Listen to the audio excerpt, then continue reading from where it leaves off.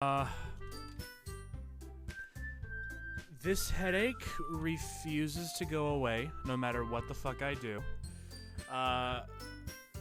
It went away for like one day earlier this week, and then came back. But other than 1 day break, the headache has persisted for almost a week. Nothing I do works. I shouldn't stream this right now. I really shouldn't. But this is the last chance that I get to stream for several days. So I wanna watch these girls cuddle. I want them to be like, it's okay that you murdered us, Monica. It's okay. Just give me some smoochies and it'll be all right. So great artists work through the pain, Chris. You're only a good artist if you hurt yourself. So which means I'm the best. I'm the greatest artist of all time. So I know I said this the last like 2 streams and then immediately went and did it anyway, but I really have to keep my screaming in check today. In fact, in a vain attempt to help with that, I'm gonna crank my mic volume on OBS all the way up so that you could like still hear me when I'm mumbling. And then when I finally do scream, all your ears will be blown out. But I'm gonna no, translation, I'm gonna scream at least 50 times. No, not only can I not scream for my sake, I've now by increasing the volume on OBS, I have now effectively armed all of you with bombs as well. So if I scream, you will all die as well. So, not just for my sake, but if I scream, I will be charged with mass murder if I scream. So, yeah, it's like this headache just won't go away. Last week, I had a bad cough and a bad sore throat for a whole week. This week, it's a bad headache. What's it gonna be this week? Who knows? Stay tuned to find out. Make sure to smash that follow button to stay up to date on all the stupid things my body keeps doing.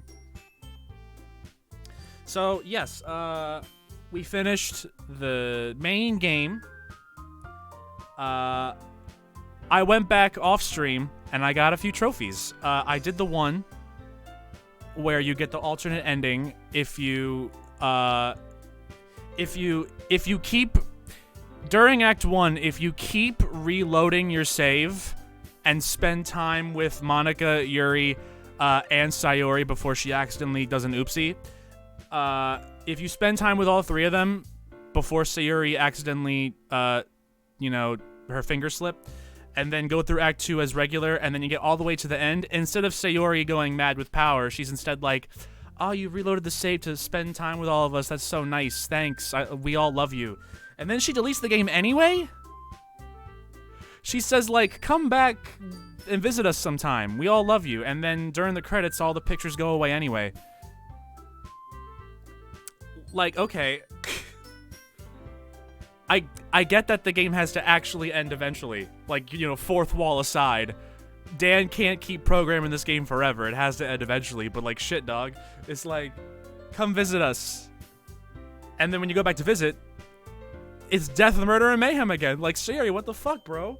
I thought we were cool. I thought we were chill. I wasn't around for the other streams. How does the whole character file deletion thing work?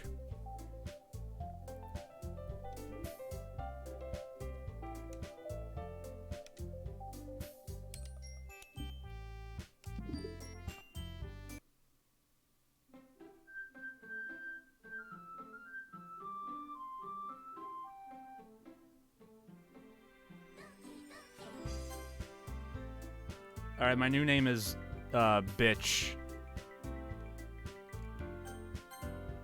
That's my name now. Don't scream, Chris. Do not scream.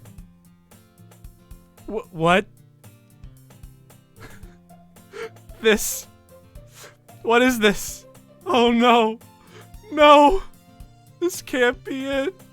This can't be all there is.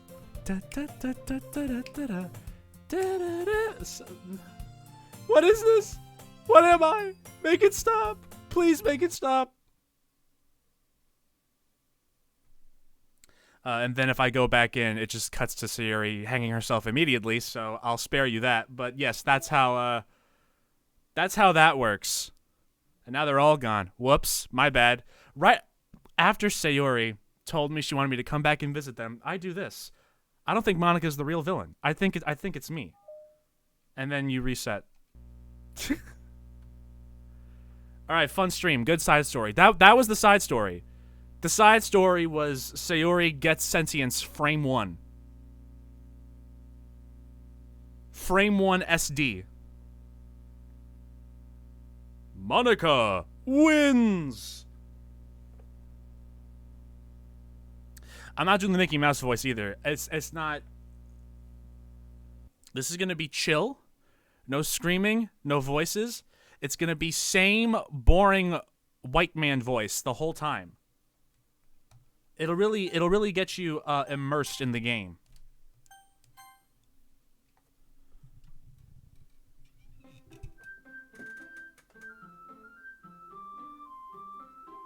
Okay, now let's get out of here.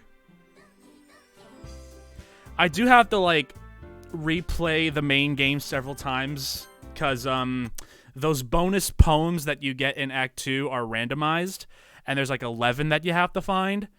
And I have to have like all the poems and stuff for the trophy, so I actually have to replay Act 2 1,000 times off screen. How many do I have right now? I only have 3.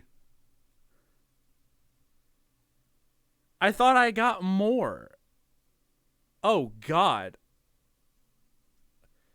Because again, I replayed it at least once for the Sayuri doesn't fucking kill me ending.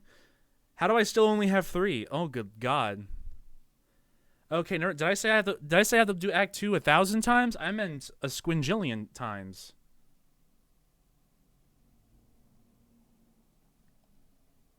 See, this is the energy that I hope that we get today. This is the energy. This picture, was because of the pandemic, you know, they can't this was drawn after the pandemic started, so you know the Dokis can't, you know, be together. They gotta Monika's on a call like, guys, I swear on God, COVID was not my fault. This was not me. I did not put pandemic.exe. It was not me, bro. I swear. How does this work, by the way? All right, so everyone else's cameras, you know, they make sense. What is Natsuki's setup? Where is her camera? Why is her camera over her chair behind her? Like, what kind of streaming is that? What I'm just gonna be like, hey guys, what's up? Welcome back to my Fortnite stream. We're gonna get the #1 victory royale. I hope you enjoy looking at my scalp the whole time. I worked real hard on this. I fucking sprayed that shit with L'Oreal. All right, anyway. All right. So, but you know, I like this one. They're all friends. Natsuki is showing them her favorite High School of the Dead panel. All right. So, all right. So, the length of this stream is going to depend on, I don't know how long these side stories are. There's like 6 of them split up in 2 parts each. If anyone has a rough estimate for how long these are supposed to be, let me know. Although do keep in mind that whatever number you give me, we're going to have to multiply it by like 5 because I take 900 years to read. So if you answer 2 hours, it's going to be a fucking 11-hour stream. So, so the length of this stream is going to be depending on how long these are and also how much my headache wants to cooperate with me. Either way, we still might not finish tonight. I don't know. We'll see what happens. Anyway, anything else I need to do? I've reset you guys. I don't know what this mail thing is for. I've only gotten one quote unquote email, and I got it on December 9th, 2019. So a little late for me to reply, but I'm on leave the rest of the week. Contact Ravioli if you need to schedule server time, but I expect my jobs to run for a few days since we collected so much data this week. How about we arrange a meeting to discuss the results when I return? So now we know. I've Laster created the metaverse, so now we have to steal his heart and raid his palace. Also, again, haven't been around for the other streams. How hard did Chris pop off at Nicktoon Smash? It was a pretty good pop off. I want to do a separate stream where I predict the roster. It's probably not going to be for a while. I wanted it to be. I know how to talk. I wanted it to be this weekend. But I can't stream tomorrow because I have to go into work earlier than usual. So, it'll probably be like next weekend. But yeah, bro, rollback netcode. I hate video games. All right. Anyway. Oh God, headache. Please stop. I took a Tylenol and an Aleve. Maybe if I just do this, if I just bop, bop, bing, bang, boom. All right, so again, no screaming, no, ha, I'm Sayori, ha. We actually have to be pretty chill because I'll die and also your ears will die. So gonna be chill. And also, I haven't seen anything about these. Obviously, the main game I knew everything that was gonna happen. This is we're blind. Now we're into the Doki Doki Literature Club Royal content. We are now in the third semester, or this is a prequel story actually. So I guess it's the first semester. The main game was the second semester, and then we were in outer space for 10 minutes for the third semester. So we're going back to the first semester. We're going back to baby grade. All right, Doki Doki Literature Club side story begins now. All right. Smooch percent speedrun begins. How long will it take before the smooches begin?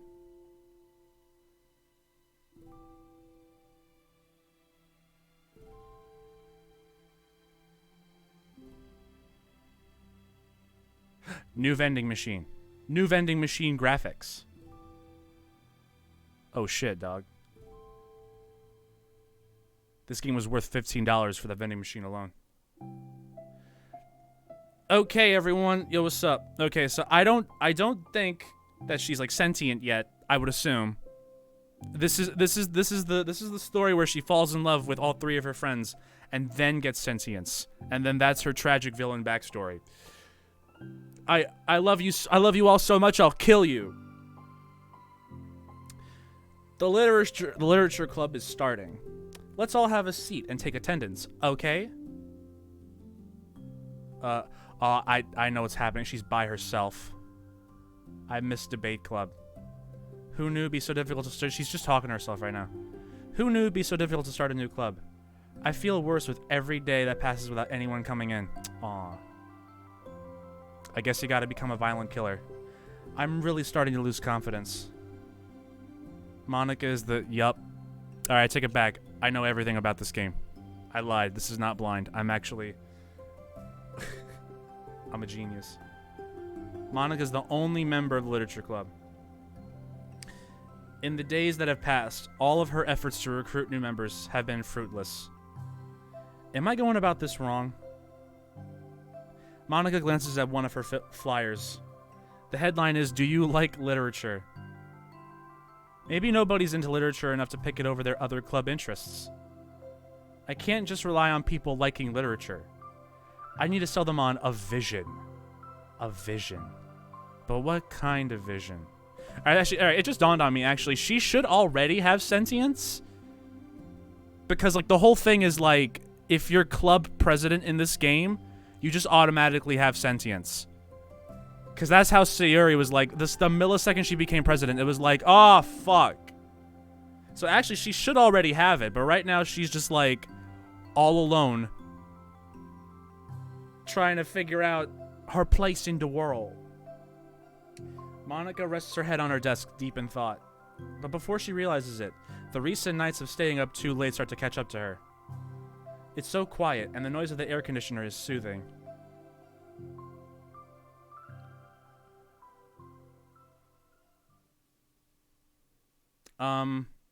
Hello? Good morning. Suddenly, a voice causes Monica to snap awake. Yo, who made these beats?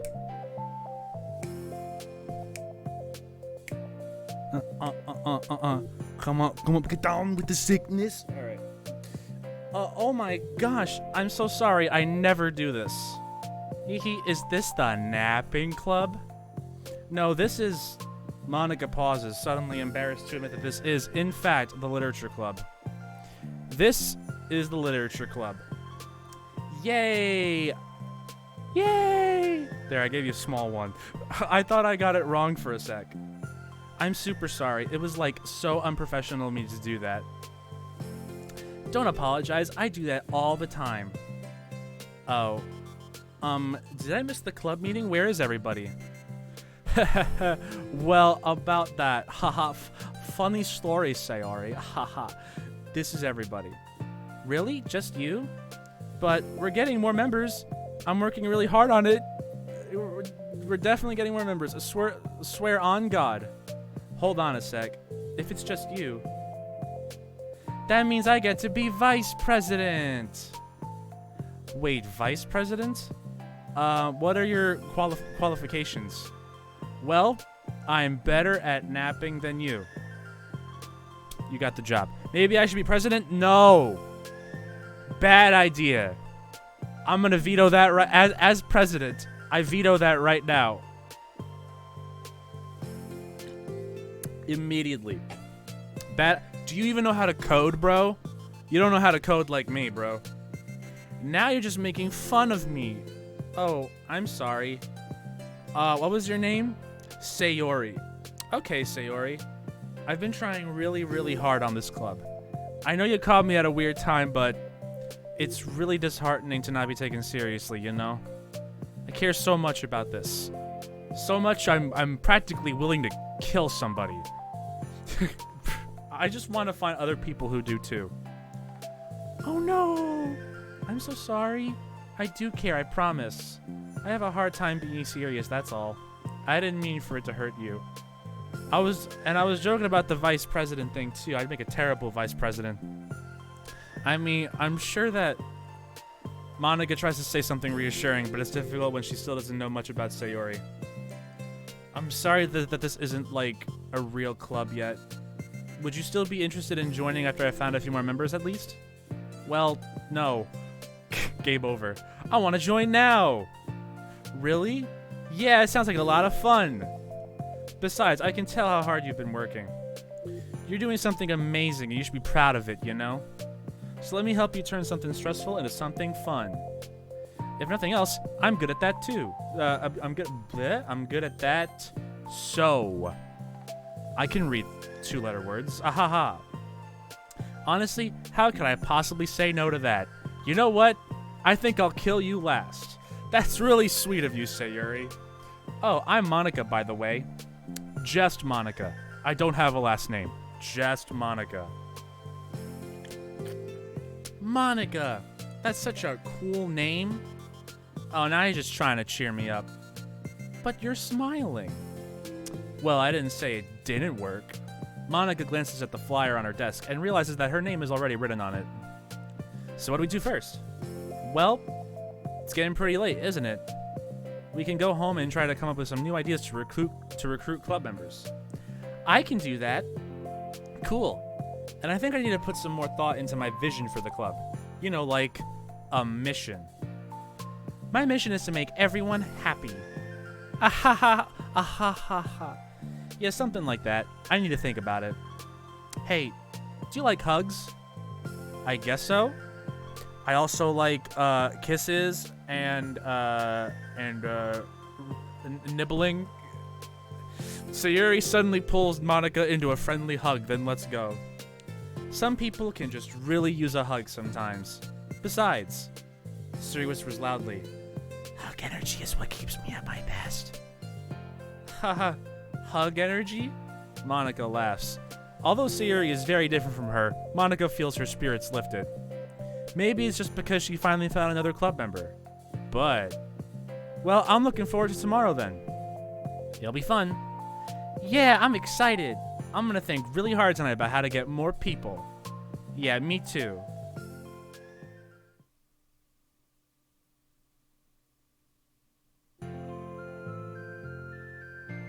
All right, I want to show you guys something real quick.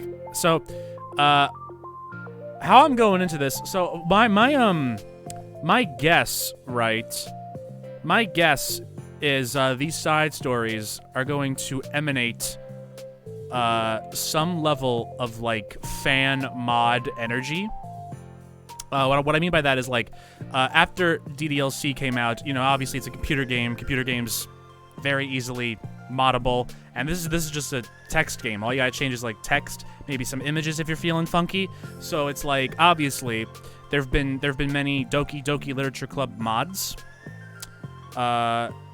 Whether it be mods that embrace the meta elements of the game, or mods that, you know, try to make it like a regular visual novel, like, you know, nobody's dying, nobody's like it's a no fucking video games, no one's getting deleted. Where'd I put it? So let me show you guys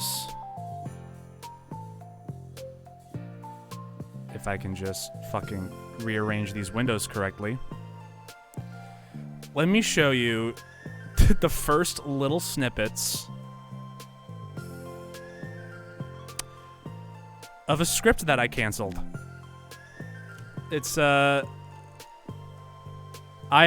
started writing a video on a fucking Doki mods like last year, and then I kind of sort of had my mental breakdown for fucking 10 months. Oops, my bad, B. But yeah, so I'll scroll down like this fucking far. I ain't gonna let you read fucking everything, but you know. Like, so yeah, I actually I started writing a video about Doki mods. And then I put it on the shelf because I hated it and everything that I write. So this when the game when Plus got announced, you know, sort of reinvigorated the idea. So I don't know, I might go back to this one at some point.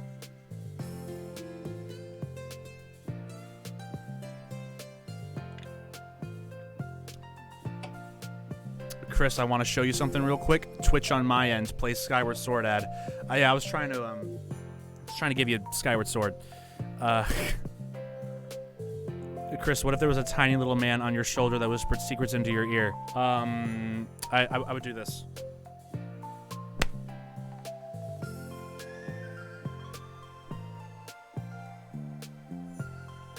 I'd do that. So yeah, the mods that I have in this script so far, I'm not gonna like show you, but I included like a couple serious ones, and then I included a couple like shitpost ones. But like the serious ones, like, you know, obviously they try to make the characters a little less one-dimensional, even though I think they're still good for how, like, they're one-dimensional except for like one-dimensional, but with an asterisk, right? The asterisk being Sayuri gives you an actual, real, serious conversation about depression, and then Natsuki has that moment where she's like, I'm actually sincerely fucking worried about Yuri. So, one-dimensional, but with an asterisk. And then most of these mods attempt to flesh them out way the fuck more, without the context or pretense of it's surprise horror game and Monica wants to kill all of you. So I'm going into the side stories with this mindset. I think what they're doing, I don't know if they're gonna pull any I don't know if they're gonna pull anything like, I don't think anyone's eyes are gonna bleed. That's basically what I'm at. No one's eyes are gonna bleed. So I want to see if this radiates as much fan mod energy as I think it will. All right, I'll tell you about like one of the mods that I talk about in the script, in the unfinished script, but this portion is finished. One of the ones I talk about is probably the most popular one. The most popular mod is probably Doki Doki Literature Club Blue Skies. Blue Skies is again basically just you choose either Sayuri, Yuri, or Natsuki. Ironically enough, not Monica. Ironically, because Monica was gonna have a route, and then the creator got like sick or something. So, ironically enough, Monica still doesn't have a route, but she's not trying to kill you this time. So that's neato. And the routes, they further explore the problems that were present in this game, but obviously weren't fully explored because we gotta get on with the horror stuff. So, again, Sayuri's route, you gotta help her out with her depression. Yuri, you help her out with her cutting. Natsuki,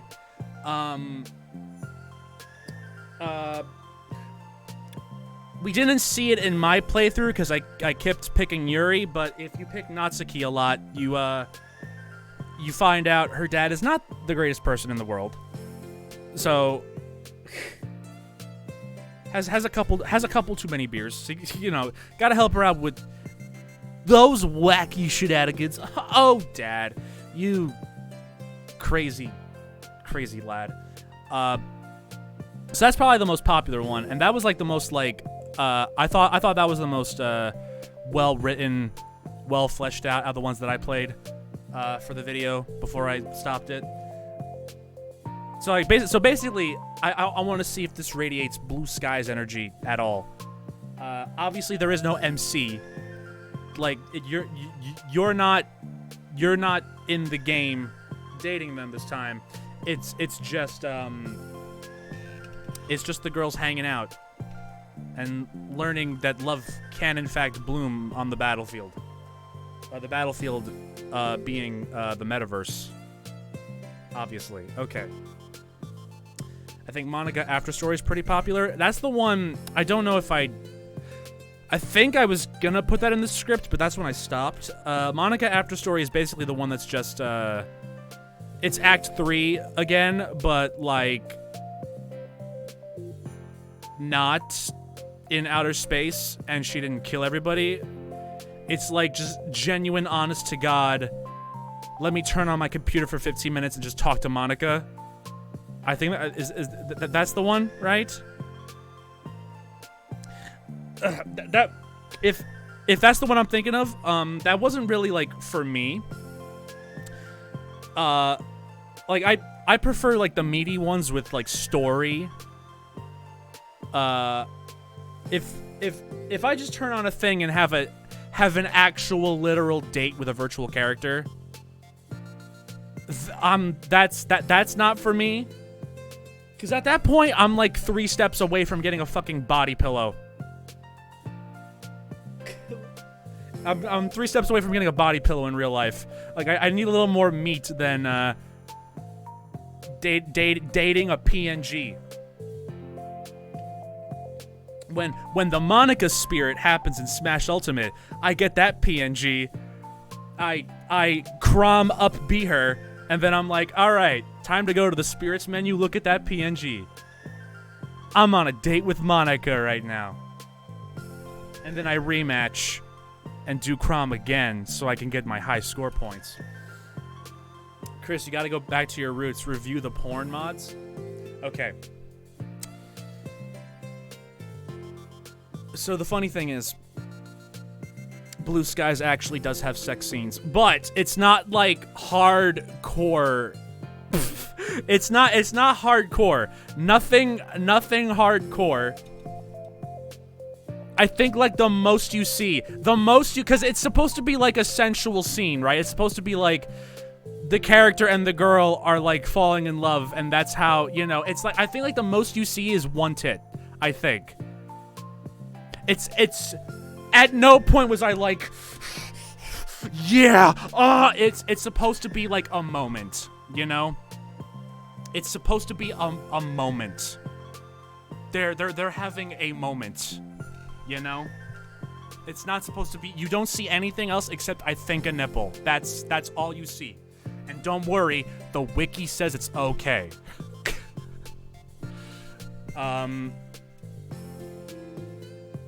I played a mod with a Yuri sex scene. It was probably that one then. Maybe. I don't know. I probably... Again, this was last year. I canceled this video a while ago, so maybe I did see one that was more hardcore. And the ones that I saw were on YouTube. I didn't actually like install these mods myself because I can't play them. I'm just reading. So watching a YouTube video, I get the same experience. So I just watched YouTube videos. And obviously, when you're watching YouTube videos, you can't put hardcore porn mods on there. So like, obviously, if I did see anything more than a nipple, I don't remember. But the wiki says it's okay. But anyway, I think that's the most that obviously I can't. I'm not gonna do that anyway. If I do resurrect this script, I'm not the most like here. I'm gonna show you the joke. I'm gonna show you the one joke that I made.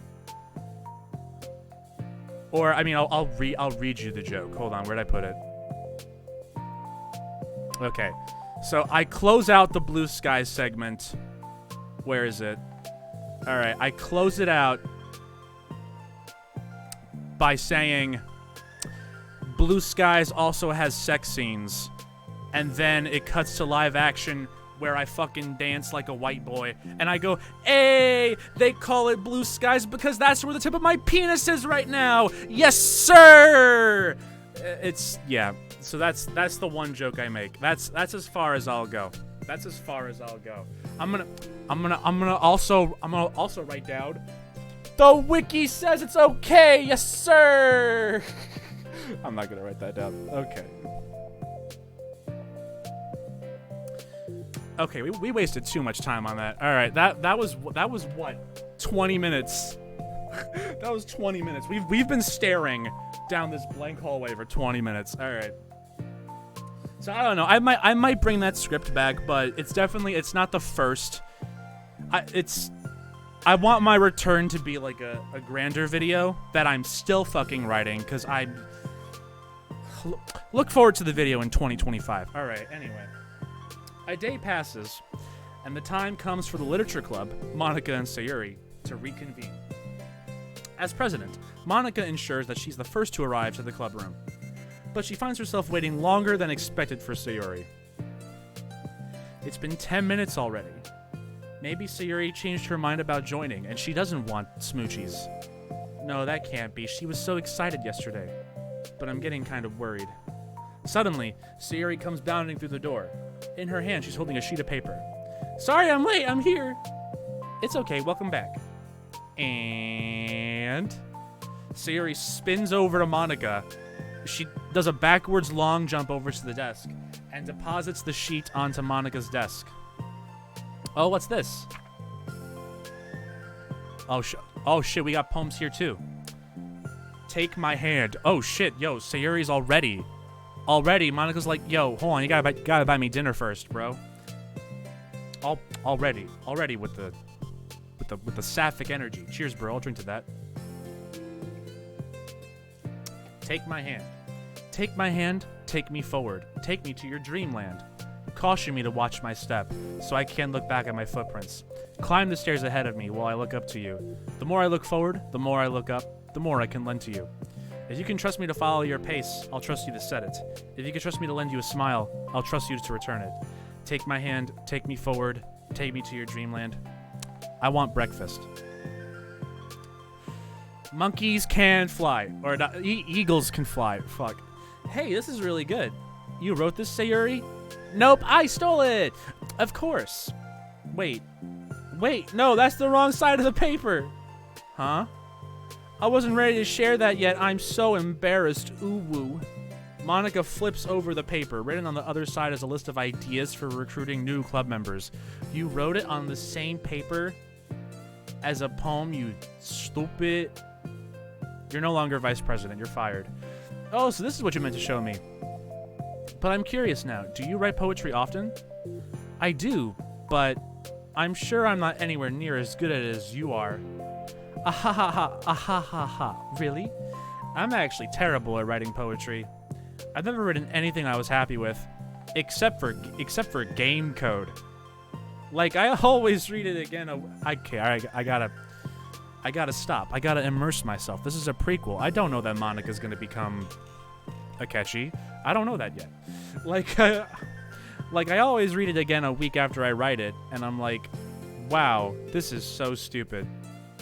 I don't know. It's like the dramatic version of me doesn't agree with the person I want myself to be, or something like that. Aww. You should have more confidence in yourself. You're the literature club president. Ahaha, I guess you're not wrong there. I need to, like, set a good example, or whatever. You know, I can envision the club doing something like that. Doing what? You know, like sharing poems we write and stuff like that. Oh yeah, I would love that. It's such a good way to learn about other people, you know? It's like, we have so many emotions that we can't express to other people usually. But you can when it's a poem, right? Yeah, I think that's helping me form a more cohesive vision for the club. So I'm glad you showed me, well, even though it was by accident. Me too. I felt embarrassed at first, but now it feels kind of good that someone else read it. I'll try to show you more of them in the future. I'd love that. Oh geez, I'm getting distracted. Do you want to go over this recruitment brainstorm together? My brain stormed so hard. It was like a brain hurricane. A hurra-brain. Ironically enough, as soon as I said that, my headache spiked. On God. I'm so glad that my headache has better comedic timing than me. Ooh. I'm having my own brain hurricane over here. Whoo, baby. I'm dying. Go on without me. Save yourselves. My brain's a natural disaster. Yo, cheers, bro. I'll drink to that. My brain is also a natural disaster. Cheers, bro. Sayuri, that's terrible. Anyway, let's take a look at the list. Make cupcakes. I was hungry. I want breakfast. But it's a good idea, isn't it? Let me think about this. I mean, when would we have the chance to give people cupcakes? You know, like when they come into the club. What if we said we had free cupcakes on the flyers? I'm like, kind of worried that would bring in the wrong kinds of people, you know? Wrong kinds. People would come just for the cupcakes and then leave. Aw, nobody would do that. Sayuri, you sweet, innocent ray of sunshine, you. That would be mean, Sayuri. Sayuri. But you know, I want to find people who are really into literature, even if they don't know it yet. Let's see, the next thing on the list. Hunt for people reading books. Like, literally hunt. Bring your knives. Bring your SOCOM. Colonel, I'm hunting. I don't think I get it. Like, going around the school and finding people who are reading books, you know? You just roll up behind them. Hey there. I couldn't help but notice that you're reading a book. I'm something of a book reader myself. Why don't you come on down? We got cupcakes. Like in the morning or during lunch, we can just stalk everybody. And we tell them to check out the literature club. Well, the problem with that is, like, wouldn't most people reading books just be doing it for an assignment or something? How would we know if they're just reading for fun? Well, we could ask them, but then we'd be bothering people who are trying to do schoolwork. I didn't think about that part. I'm sorry. Whoops. Hey, don't apologize. You're coming up with a lot more things than I can. Oh, your next idea is to hand out flyers rather than just put them up on the wall. I definitely like to start doing that. I'm useful! Yay! I never said you weren't. Out loud. I just need to think. What would we tell people when handing them out? I don't want to just be like, join the literature club. Let's figure out how we could better engage people. Come join the literature swimsuit bikini club. Yeah. Come get these cupcakes, boys. What if you told them about the club activities and stuff? What club activities? Nani? Oh, yeah, I guess it's supposed to be my job to come up with that, right? A vision for the club. Okay, Sayuri, pretend you're a normal person for a second. God damn. Wait, I didn't mean it like that. Come join the literature club and get sucked silly for free. We're gonna get lit on your club.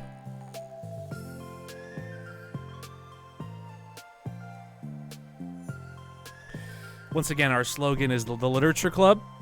The wiki says it's okay. That's our slogan. Patent it. Wait, I didn't mean it like that. You know, like a random passerby who's getting a flyer. How would you react to the idea of a literature club? Probably like, literature is stupid. I'm joining the anime club. What the heck? Sorry. I was just thinking of a friend of mine. They're already friends. They already make smoochies. Okay, what if I said that we, like, do group reading and discuss it together? I'd probably nap through that. That's you, Sayori. Yeah, that doesn't really sound fun to most people anyway. We need to really catch their interest, you know? I'll tell Natsuki she can bring her mangoes. Ugh, this sucks. Why is this so hard? Monica. Don't be sad. Be glad. What do you like about literature, Sayori? Me? Well, kind of what I said about the poem earlier. I think it gives you the chance to express yourself. Like, express yourself in ways you can't normally do when you're just doing your normal day and talking to your friends. I mean, we all have so many thoughts and feelings that we just don't get to share, you know? It's like intimate. Yeah. How do we get that across to people? We could be like, express your true self. Be intimate with us. Bet. Say less. I'm coming over right now. Leave your front door open. Okay, that's kind of... I'm just kidding. Unless... Oh my gosh! What is it? Express your true self persona reference? See, I was trying not to go there. I was gonna say something, and then I was like, nah, the chat'll do it for me. I already made 1,000 jokes about the metaverse. I don't need to make... We're good.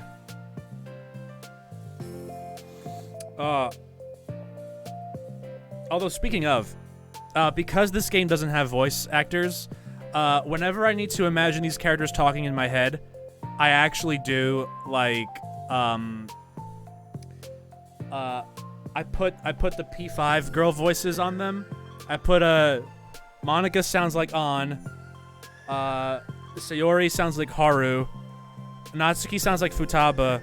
And then because she's the last one left, I don't really think this one fits, but she's the last one, so Yuri is Makoto. That's my headcanon. They have the same voice actresses as those.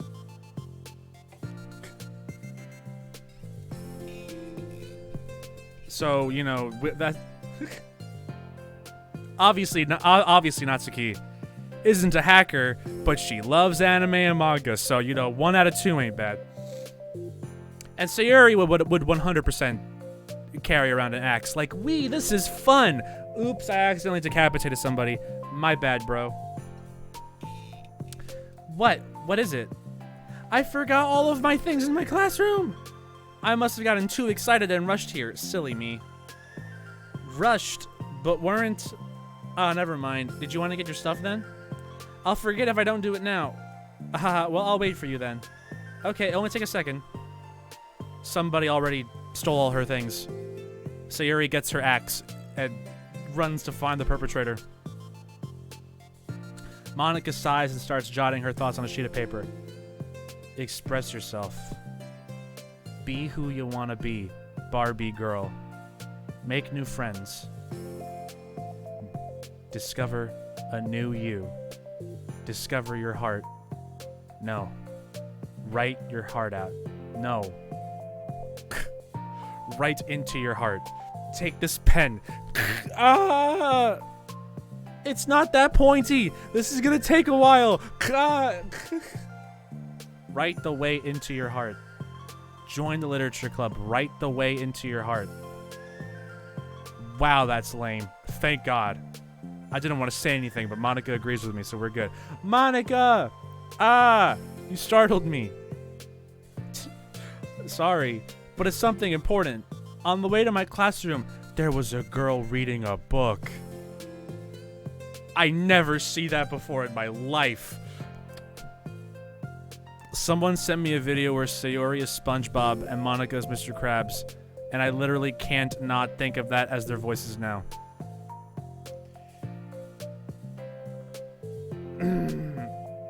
Let me just brace my headache for this. Hold on. Ahoy, Spongeboy me Bob! I see you're reading Portrait of Markov. Get back to work, SpongeBob. If you're not writing poems, you're not making money. Was the headache worth it? No, it wasn't. Okay. Mr. Krabs! Monica is #1! Reading a book? Oh my god, no fucking way. We have to make out with this person immediately.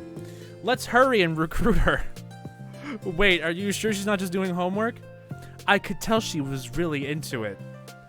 Well, I guess we could take a look. Monica grabs one of her flyers and stands up from her desk. Squidward is Yuri. Patrick is Natsuki. I hate this. I hate this. Then the two depart the classroom with Sayuri leading the way.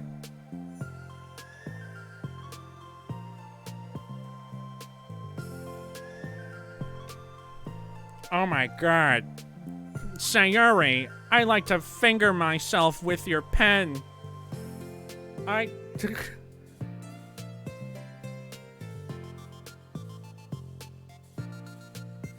love reading mangoes. I love you. Will you accept my poem and my confession? I love you. This way. You don't have to run. Sayuri, no, we can't let her get away. We have to pin her down. Sayuri leads Monica over to a particular classroom, then lowers her voice to a whisper. See, in here. We're literally stalking this person. This is a great way to become friends. Monica peers through the window. Sure enough, there's a girl sitting alone, intently reading a book.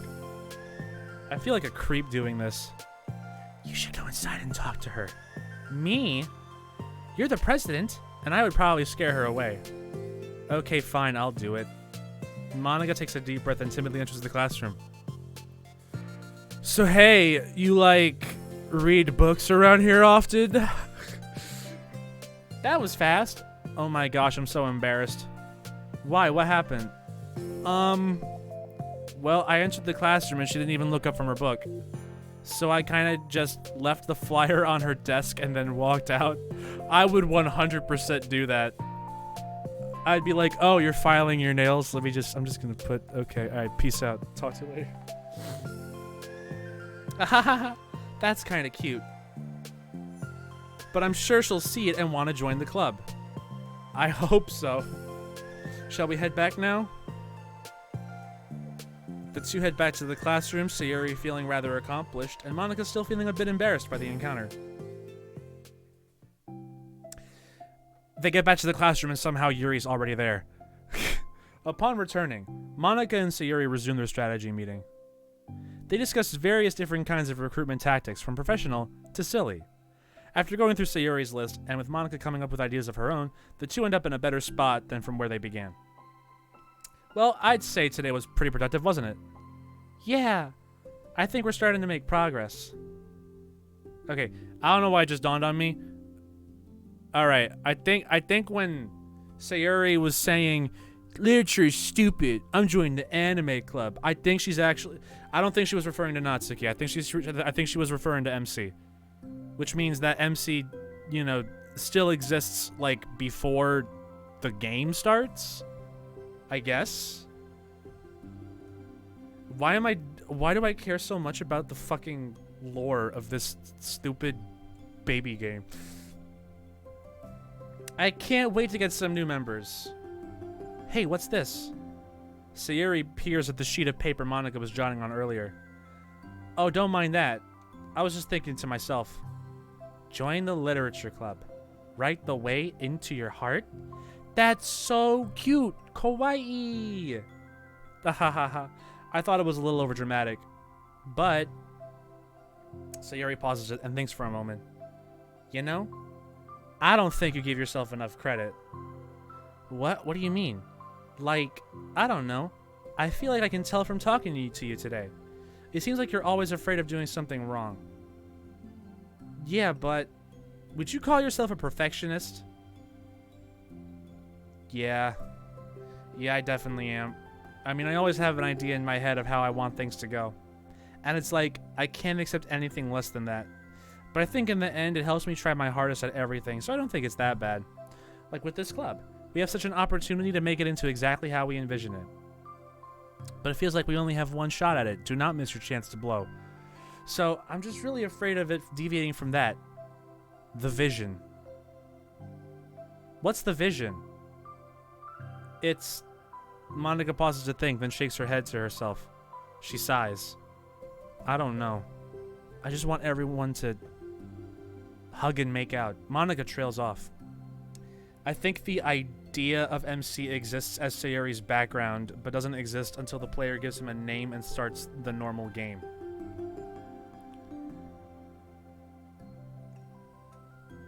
Meta games are stupid. We should stop. If your game breaks the fourth wall, it's stupid.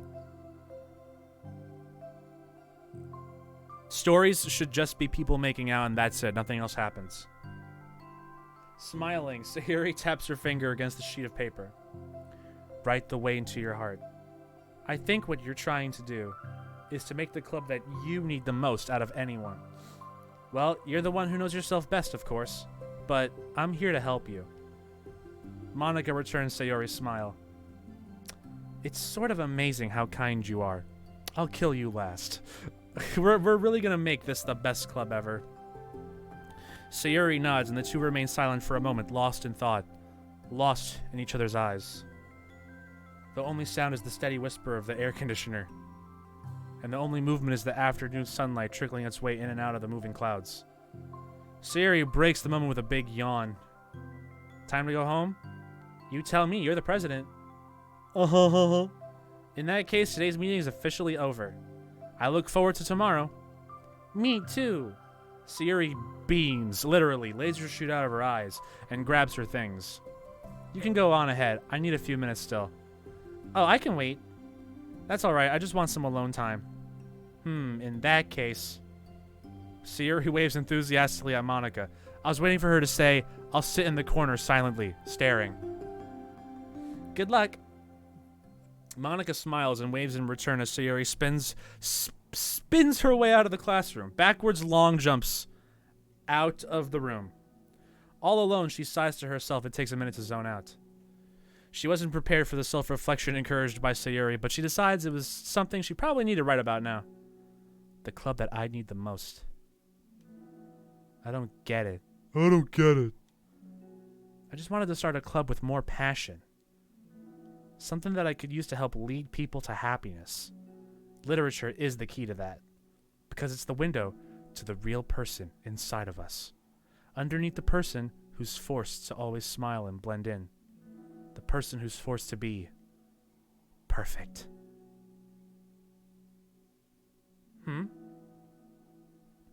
Alright, so if Monica's Mr. Krabs, right now she's playing herself a song on the world's smallest violin. Monica suddenly notices a folder on the floor by her desk. Did Sayori leave this behind? I hope it doesn't have her homework in it. Worried, Monica opens the folder to check. It's her hentai collection. Poems. It's a folder of poems. Become the flower. Someone arrives right now. Hey, so when's the orgy you promised? It's coming, don't worry. It's coming hard. Ow, my head. I deserve that one.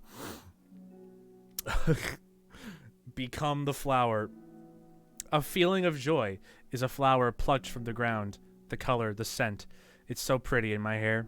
Every day I pluck some flowers as though they grew just for me. A lifetime of peace and nourishment yanked away in an instant. All for me, all for joy.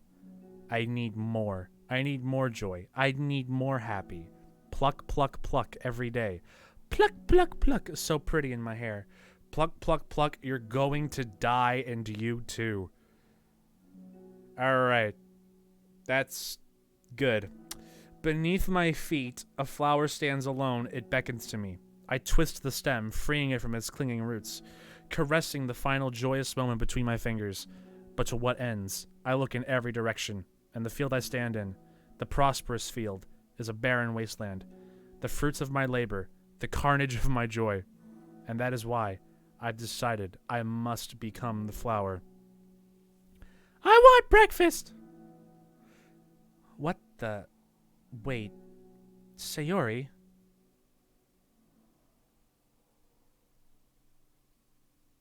And you got mail. Character discrepancy. Who are you people? Ray Vorte. These are not real names. Oh God.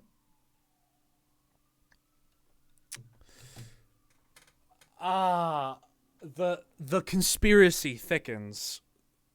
Thank you to everyone who worked so hard on the control simulation. I can't imagine how tedious it must have been to so delicately hide Monica's elevated permissions from her without disrupting our connection to the VM. All of these emails are being sent to Albert Wesker. Just to clarify, all of the recordings labeled side stories are part of the control simulation, right? I'm noticing some details of the characters' lives here and there that differ a little bit from those in VM1, even trivial ones. He's stopped zombie viruses. He's now moved on to computer viruses.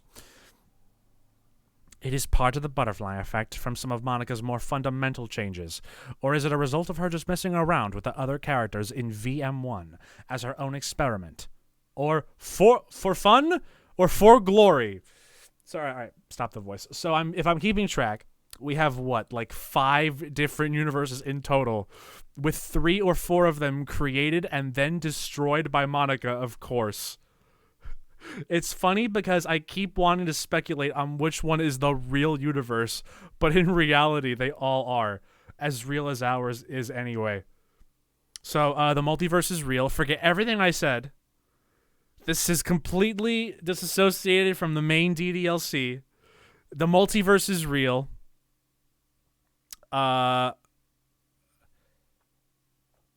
Monica is being manipulated. We have to make her sympathetic so that when we make out with her, we don't feel as bad. Character discrepancy. Having run the control simulation for a while, it's evident that a certain character is missing from any mention or appearance. This makes me speculate that Monica's meddling is less clumsy than we think, because She would have had to manufacture this character herself as a way of forcing interaction between her and the user. So could that be why the character has such limited and dissonant personality traits, or am I reading too much into this? I'll open an issue to start tracking info and observation on the anomaly of this character appearing.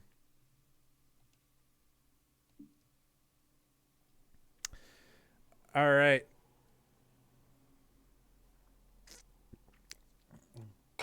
Once again, people are interfering with the metaverse from the outside. It's not a game. I'm not a robot. Oh, God. Okay, so that was like what? That took me like an hour, and we're only halfway through 1 of 6. This headache has to go away, please. Oh, boy. All right.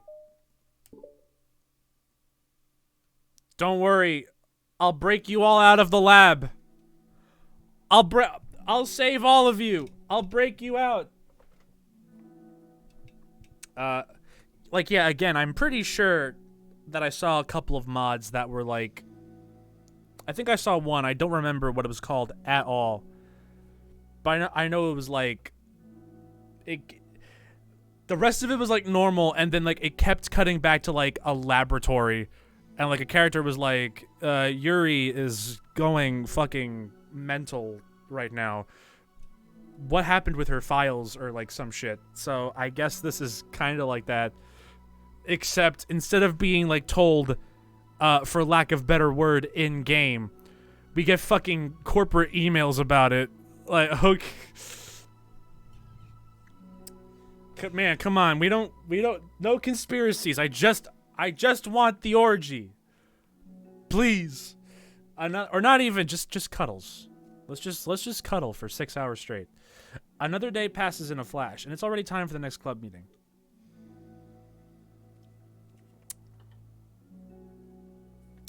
Although Monica should have come up with a plan for today's club tasks, she hasn't been able to share her guilt and anxiety after reading Sayuri's poem. I'm so stupid. How did I let myself be the center of attention? Sayuri is going through these kinds of feelings, and I'm letting her comfort me instead of the other way around. What kind of club president does that? This whole time, I didn't think to ask about her own feelings. So much for the stupid vision. Sayuri enters the clubroom with her usual smile. But upon seeing the downcast Monica, her smile quickly fades into an expression of concern. Monica? Is everything okay? No, it's not. My head keeps fucking pounding. Oh, this might have to be a much shorter stream than I wanted it to be. I wanted to get through like at least like 2 stories, maybe 3. I took an Aleve and a Tylenol, bro. I'm gonna fucking bong. All right.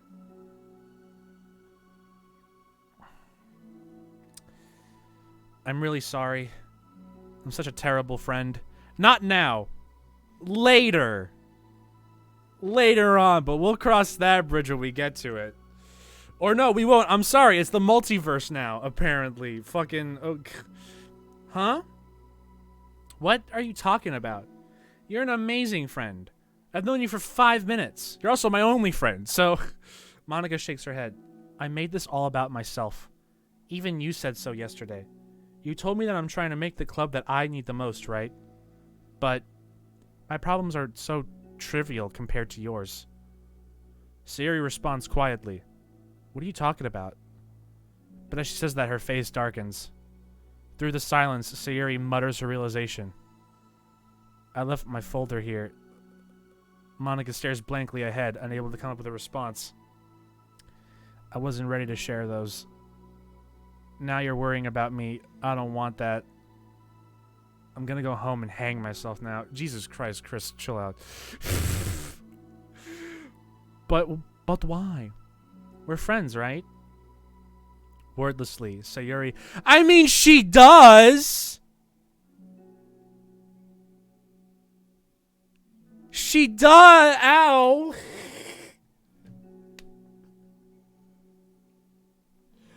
I deserve that one. Ow.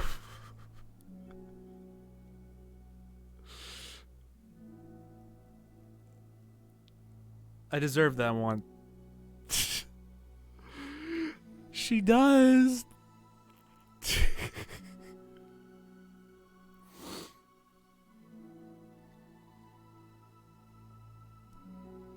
It'd be one thing if this was like a regular game and nobody dies. And then I say that, it's like, wow, Chris, what an asshole.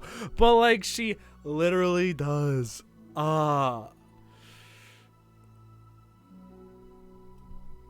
Alright, I want to try something for 30 seconds. I just need to face plant on the desk real quick.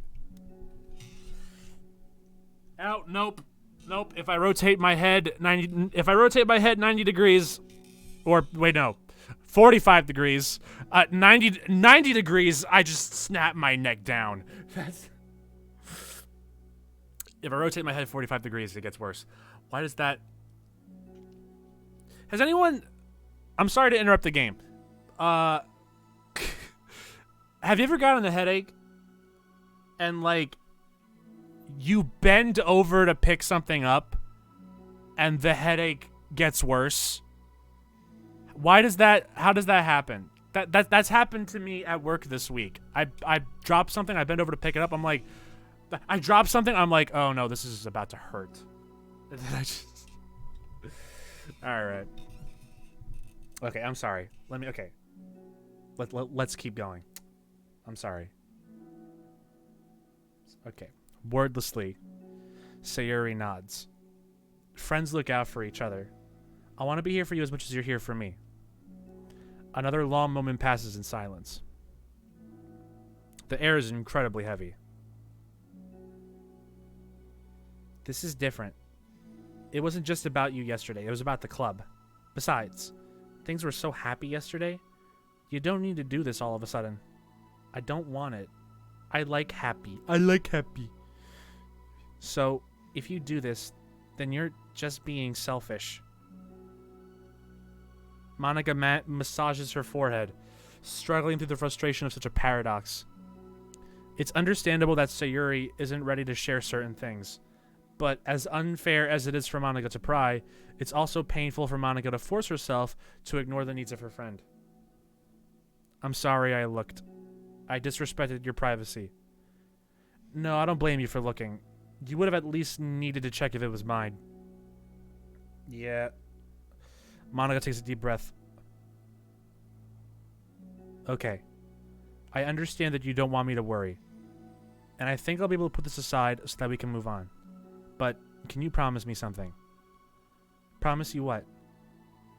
Monica pauses to collect her thoughts. This is the literature club. It's the lit club, yo. It's a place where people can express themselves in the ways that life normally doesn't allow them to. That's the vision. In fact, it's our vision. Right the way into your heart, or whatever. You gotta drop the or whatever from the quote, Monica. So I just want you to promise me that you'll remember that too. It doesn't have to be right now, but I want to be here for you when you need it. I want us to be ourselves like that. Sayuri smiles gently. I'll promise if you promise.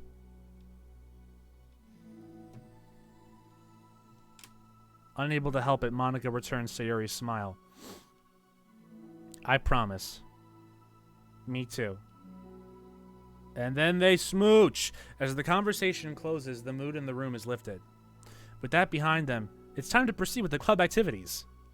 So, want to teach me about poetry? Huh? But what about recruitment?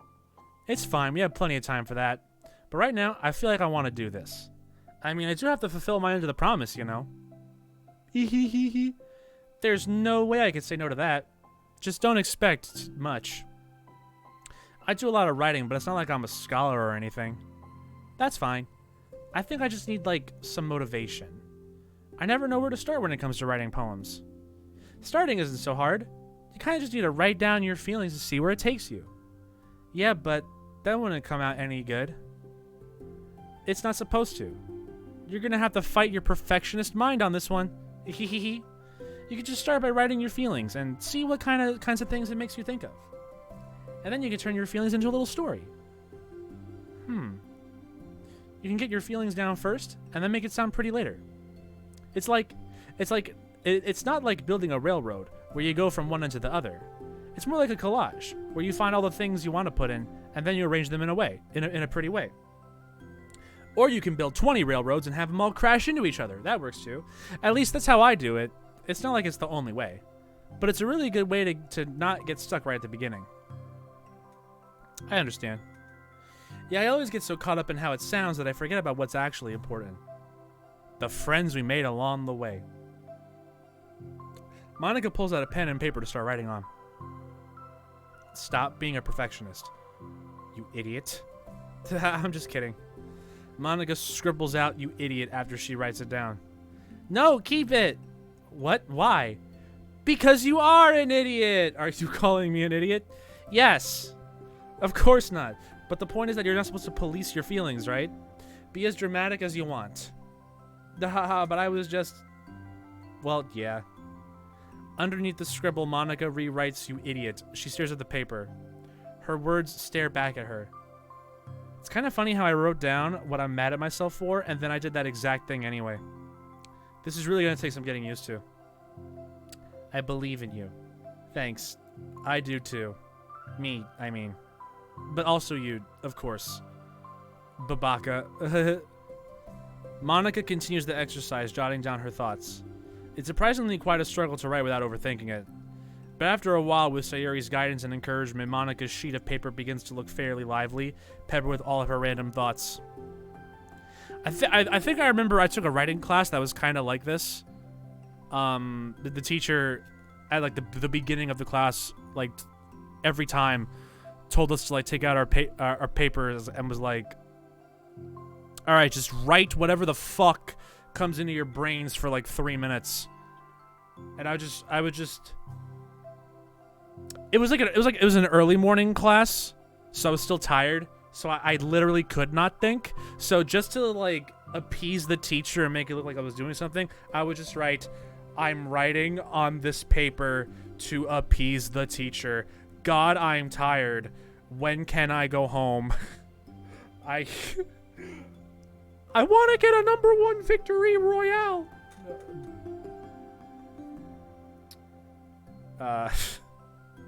So I mean, this is a real technique. I did it in class, and then I never did it again. So you know, obviously, I'm an asshole.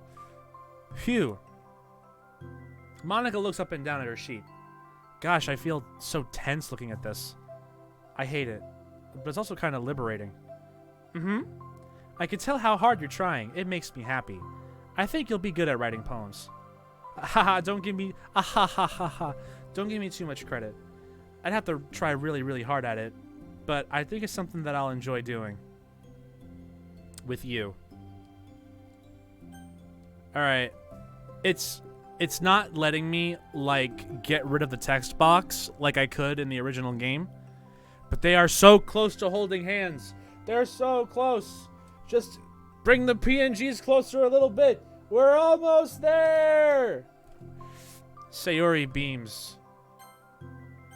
Whoop, wrong button. Okay. I'll stop here, but we still have time. Let's try to work on a new flyer for the club. I won't be so picky about the language. Yay, let's do it. Join the club, you fucking pieces of shit. Whoa, what was it? You said you weren't going to be picky about the language. Monica and Sayuri proceed with their work. With each passing day, the two of them become more confident in the club. And each other. Not simply from their recruitment planning, but from their vision as well. As their bond strengthens, so does the essence of the literature club. Finally, they begin to truly feel it's only a matter of time before they find more members. And before they find love.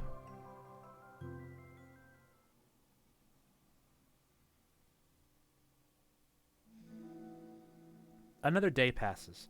As usual, Monica's the first one to the club room.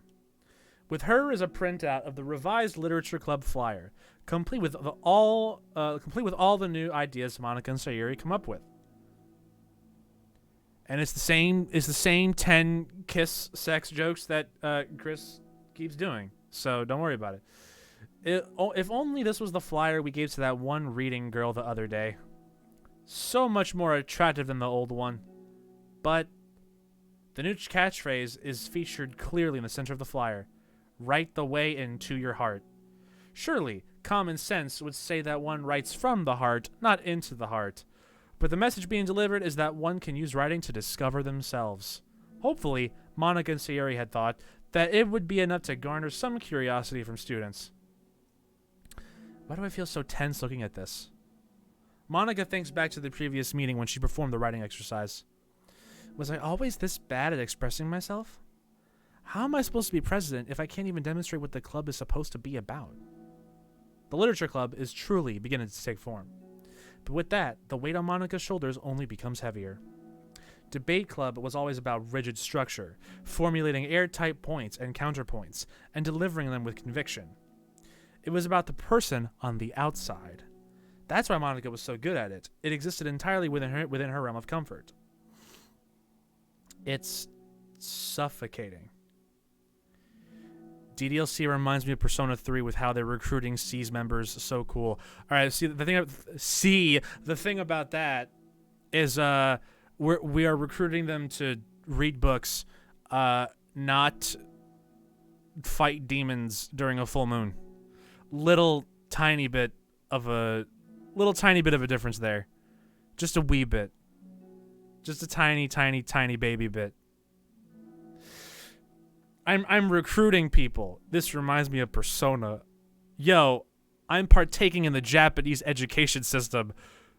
This is totally giving me Persona vibes, dude. I'm in the subway. Bro, remember in Persona... It's suffocating. I need to break this mental wall. I need to learn to express myself. For real. Guy who's only seen Boss Baby watching his second movie. This is giving me a lot of Boss Baby vibes. Dude. Yeah, dude, real talk. Nightmare on Elm Street. I'm getting mad Boss Baby vibes, dude. Persona 5 truly is the Boss Baby of video games. Monica pulls out a sheet of paper and grabs her pen. She presses the tip of the pen firmly against the paper. Firmly grasp it. But her hand doesn't move. Instead, a tiny blot of ink collects around the tip of her pen. Monica lifts her pen and stares at the little blotch. For some reason, she feels compelled to run her finger across it. As she does so, the black ink smears across the paper, ruining Monica's canvas, and then she slowly licks her finger. And, ugh! Out of spite for herself, Monica presses her pen down once again, letting the ink collect. She creates a second smear on the paper. Come on, Monica. Just move your fucking hand. Move your hand. Monica writes. This is what I get for seeking perfection. A stain. Good poem. Good poem. Good answer. Good answer. This is the best one yet. Honestly, I love that one. That's like top 3, easy. Monica slides the paper away from her and puts her head down on the desk. Why doesn't she just lift the pen? The air conditioner seems louder today. I'm here. Hi. Monica hears Sayuri approach her desk, then stop for a second, probably reading the piece of paper. Then, she sits down on the adjacent desk. Bad day? The screen's blacked out right now because the sex scene is about to begin, so they're just... They Me too. Alright, never mind. They're done. It was a quickie. You too? The new flyer looks so good. You've been working so hard. On the club. But also something else, I think. I can't do it. I'm sorry. It's just so hard. It's so hard to just be vulnerable. Sayori takes the sheet of paper from Monika's desk. She writes something down, then stares at it for a while. Can I trust you? No, of course. You can trust me with anything. Sayori gazes at Monika with sadness in her eyes. Understanding the signal, Monika takes the paper from Sayori's desk and reads it. Fuck, bro. And Monika will use this to her advantage. Cheers, bro. I'll drink to that. Oh, fuck, I'm out. Shit, bro. Now is not the time for White Claw. Absolutely not.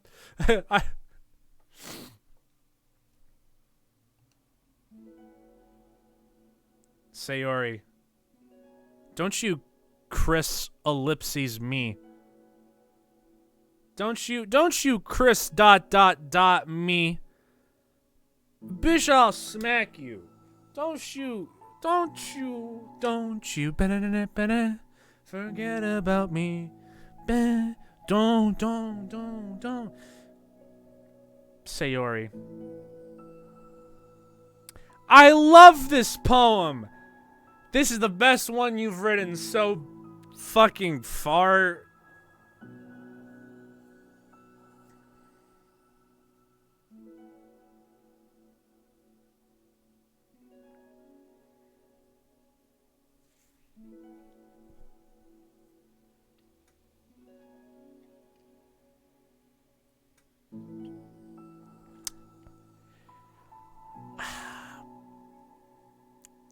Getting strong,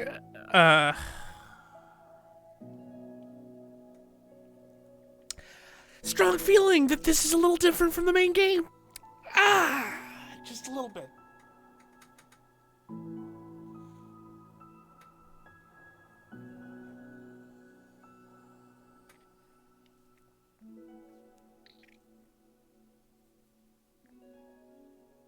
Just a tiny little.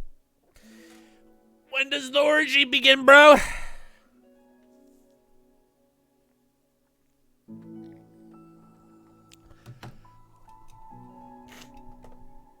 I'm waiting for the panties to drop, bro. When the bass drops, my panties follow. Okay. Ooh. Sorry, one sec. Jesus Christ.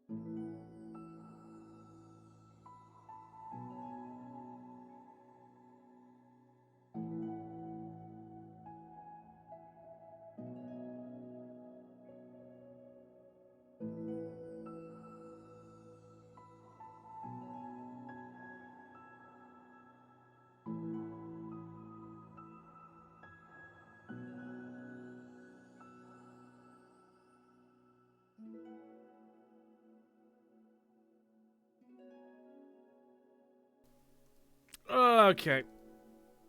Oh, that's not the right one. Okay. Alright, I'm back. Jesus Christ. I'm a little bitch. You're like, when you're fucking like 8 years old and you cry at everything, and then like you enter high school and you're like, I'll never cry at anything ever again. And now you're fucking 26 and you're just like, It's okay. I went to take a piss. I pissed the sadness away.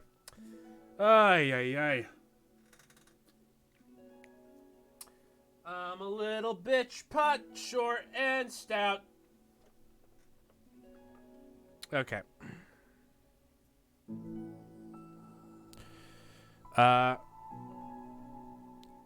This is really, really hard for me. Her voice shakes. So if I can do it, then you can too. Because you're like a million times better than me. That's completely not true. Sayuri takes a deep breath, trying to steady herself. That's something about me that I've never told anyone before. Even now, my head is like screaming at me to stop. Wait, you don't have to force yourself. I mean, just because of the promise yesterday, I want to. It just feels right. I mean, maybe it's part of the reason I came to this club in the first place. This is the lit club, fam. I trust you more than I'm scared. At those words, Monica stands up. Sayuri must have taken days to work up the courage for this. Were Monica's own futile but genuine efforts actually the push that Sayuri needed? Sayuri's deliberate breaths can be heard over the air conditioner. As she prepares herself to continue, Monica waits in gentle silence. Is now a bad time to bring up the orgy? Don't worry, it'll come, I promise. Just like I promised the game was a horror game, and that happened, I can promise you this time. Don't worry about it. Our efforts will be rewarded. This is one really long S-Link. I know. Instead of rank 10, you go all the way to rank 20, bro. It takes a while. I have this problem where I get really upset when people worry too much about me. Cheers, bro. I'll drink to that.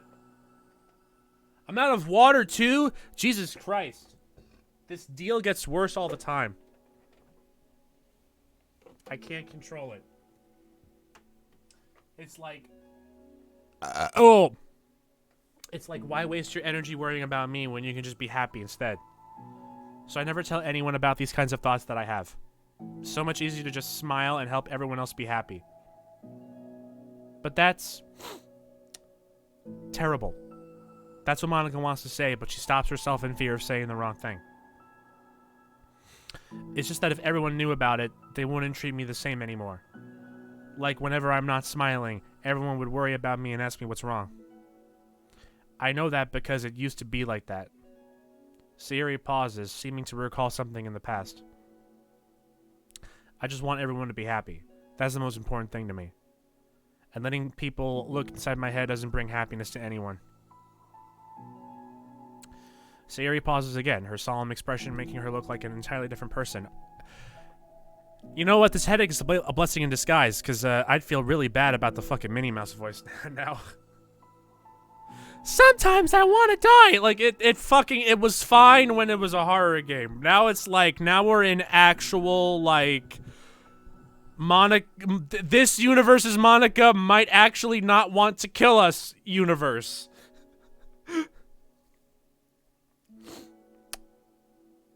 How did you find the courage to tell me this?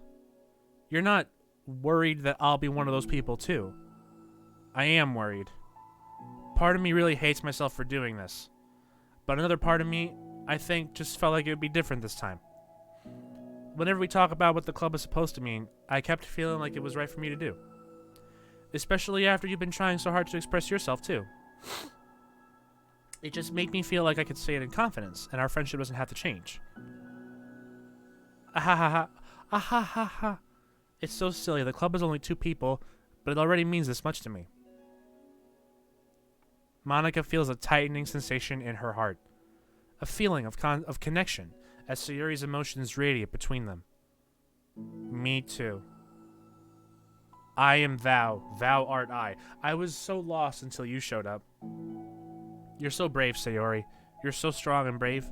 I don't even compare. Monika steps forward. Smooch. But if nothing else, I can at least offer you some hug energy, if you'd like. This is the closest that we're gonna get. Her mouth is right there. It's like 2 inches away from. Okay. Wordlessly, and without a smile, Sayuri rests her forehead on Monika's shoulder. Through their contact, Monika can almost feel the torrent of thoughts swimming in Sayuri's head. And in this moment, enchanted by the air of the club, Monika realizes that all of the days that have passed, this is the one where she really, really hopes that nobody new walks through the door. Hi, I heard there was manga here. Just shoot Natsuki in the face. She speaks softly.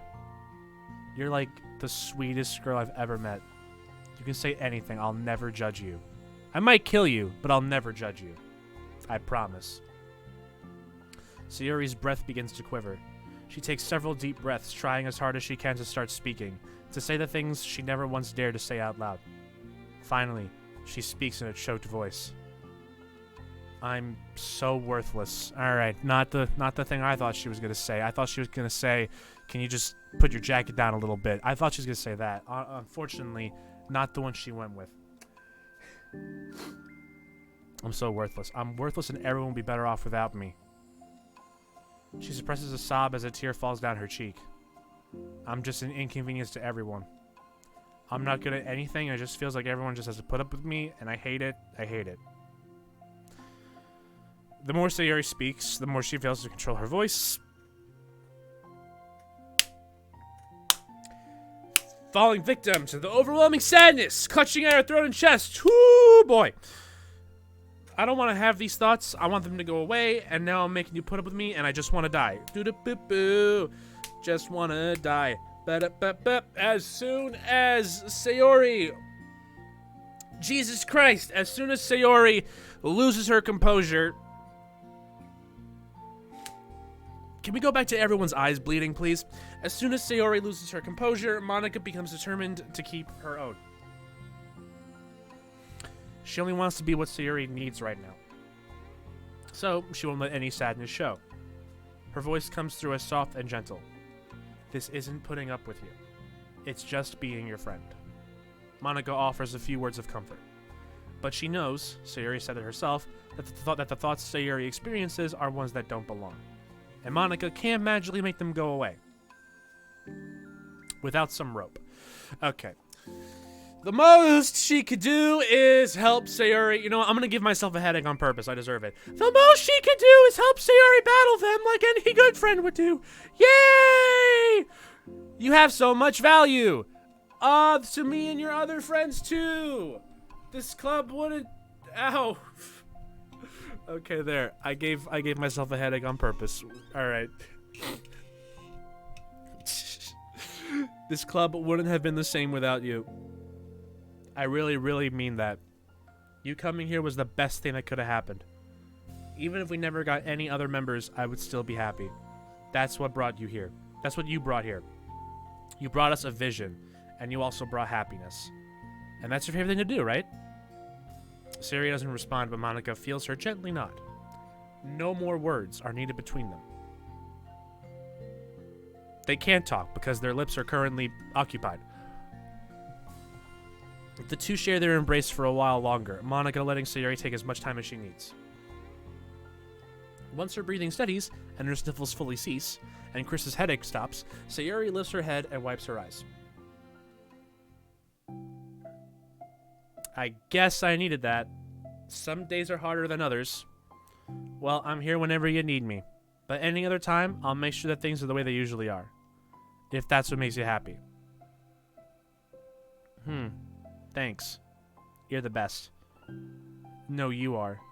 The two exchange smiles. You know, I'm sorry to bring this up all of a sudden, but have you considered talking to a professional? Sayori nods. It's scary. And expensive. Therapy's expensive, but ASMR is free. Since it's already so hard to tell people. Yeah. Well, of course it will always be your choice. But if you're ever looking to find the courage for it, I could do my best to help you. Thanks. I think it helps knowing that you would. Sayuri suddenly yawns and stretches. Wow, that made me tired. And hungry. I want breakfast. Aha. Well, I won't make you do any work today if you're not up for it. No, I want to. I mean, I can see that it's definitely one thing that makes me happy. Monica smiles. But I might want to get a snack first. All of a sudden, the sound of the door causes the two of them to turn their heads. The door opens halfway, then stops. A face peeks inside. A face that seems familiar. There she is. Oh god, only 900 more to go. Fuck.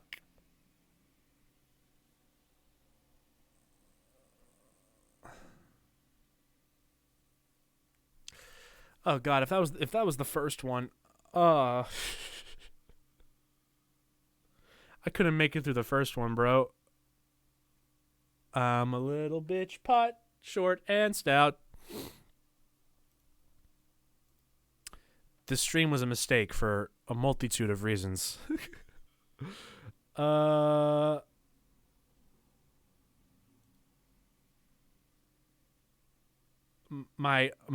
heart is saying go on, but my brain is saying no, stop, ow.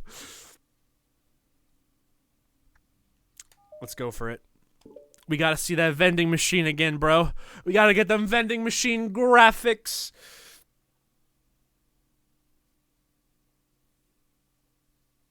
The club meeting is suddenly interrupted by the sound of the door, causing Monica and Sayuri to turn their heads.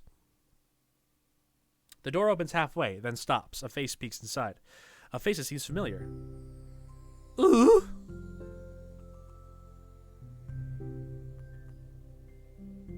Sayuri's like, fuck! Run! She's got a knife! Sayuri's eyes widen, recognizing the girl. She very conspicuously mouths to Monica. It's her! It's the girl! It's the best girl! It's true, the girl standing in the doorway is none other than the girl Sayuri had come across reading alone in the classroom. Thanks to Monica leaving a flyer on her desk, it seems she's found her way to the club. Are you here for the literature club by any chance? Bitch, it took you like 2 weeks. You kept us waiting. Am I in the wrong place?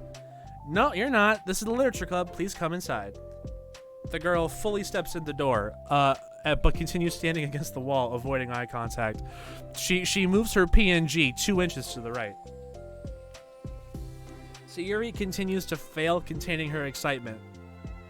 It's happening, oh my gosh! Thank you so much for coming. Sorry it's a little empty. I'm Monica, and this is Sayuri, and we run, in quotation marks, the literature club. Even though it's just us so far. But, what's your name, by the way? I'd like to join your club. Hi, I'd like to join your club. I'm Sayuri. Already? Wait, really? Are you sure? I mean, I should be good enough. Everyone is welcome here. You don't have to be good enough. Oh. Do you want to have a seat? We'd love to get to know you. The girl nods, sliding over to a nearby desk and gently sitting down. So what's your name? Yuri. I'm Sayuri, and this is Monica. Sayuri, nice to meet you. Do you like fantasy? I like Final Fantasy! Like books? Yuri's like, I instantly regret this. Yuri looks at Monica. Fantasy is cool. Yes, have you heard of Annabelle DuPont? I can't say I have. Oh, well, she's my favorite author. Next to the guy who did Captain Underpants. I'm on her 5th book, and it's just Yuri grins and presses her knuckles against her cheeks in joy. You could borrow my books, I wouldn't mind. Yo, shit, she's already on 3rd base with 2 girls. God, I wish I could do that. You're really in for an incredible experience. Monica stammers, caught completely off guard by Yuri taking control of the conversation. She glances sideways at Sayuri, silently asking for help. I'd love to. It sounds like you're really into them, so they must be great. I'm so happy I found this club. Oh, I'm so stupid. I left all my other books in my locker. I should have brought them. Yuri quickly stands up. I'll be right back. I'll go get them for you. You probably only need to bring one for now. Sayuri nervously says that, noting to herself the considerable heftiness of the book that Yuri sets down on her desk. That's not the only thing that's hefty, ow. Okay, I think that one was just because I leaned my head to the side, not because my brain is like, no. Every time you do that, I'll kill you. True. Okay, I'll go get the first one then. Yuri exits the club room in a flash, leaving Monika and Sayuri silently exchanging glances. Oh my god, I wasn't prepared for this. How do I handle someone so intense? I have, like, no experience with fantasy, except maybe stuff that I read when I was a kid, but that's probably like a joke compared to what she's into. I'm sure it'll be fine.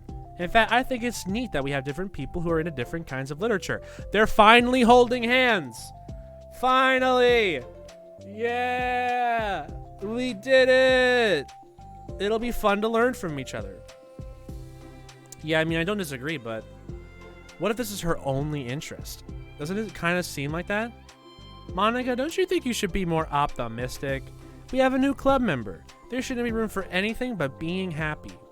I'm excited to get to know her more, aren't you? Yeah, I guess you're right. Sorry for being so hasty. I just got really anxious all of a sudden. It's because you're afraid of not being able to take the lead.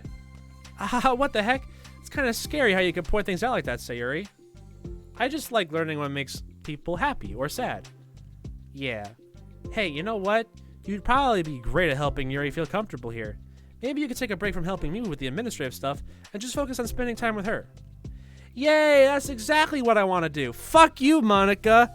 I'm going with the mommy milkies. Besides, Sayuri lowers her voice. I'm probably gonna need all the time I can get. She taps her fingers. It's gonna take a lot of time. You see the sizes of those things? It's gonna take me like 9 hours to move my head from one to the other. She taps her finger against the dauntingly chunky book Yuri left sitting on the desk. Right afterwards, the door opens to reveal Yuri's return. I'm back. Her breath is slightly heavy, which, combined with her short time gone, indicates she may have ran at least part of the way. She makes her way back over to Sayuri and sets the book down on her desk. Just as Sayuri feared, the book Yuri brought for her is just about equal in size to the one already on Yuri's desk. Well, there are probably a few things you should know before getting started on it.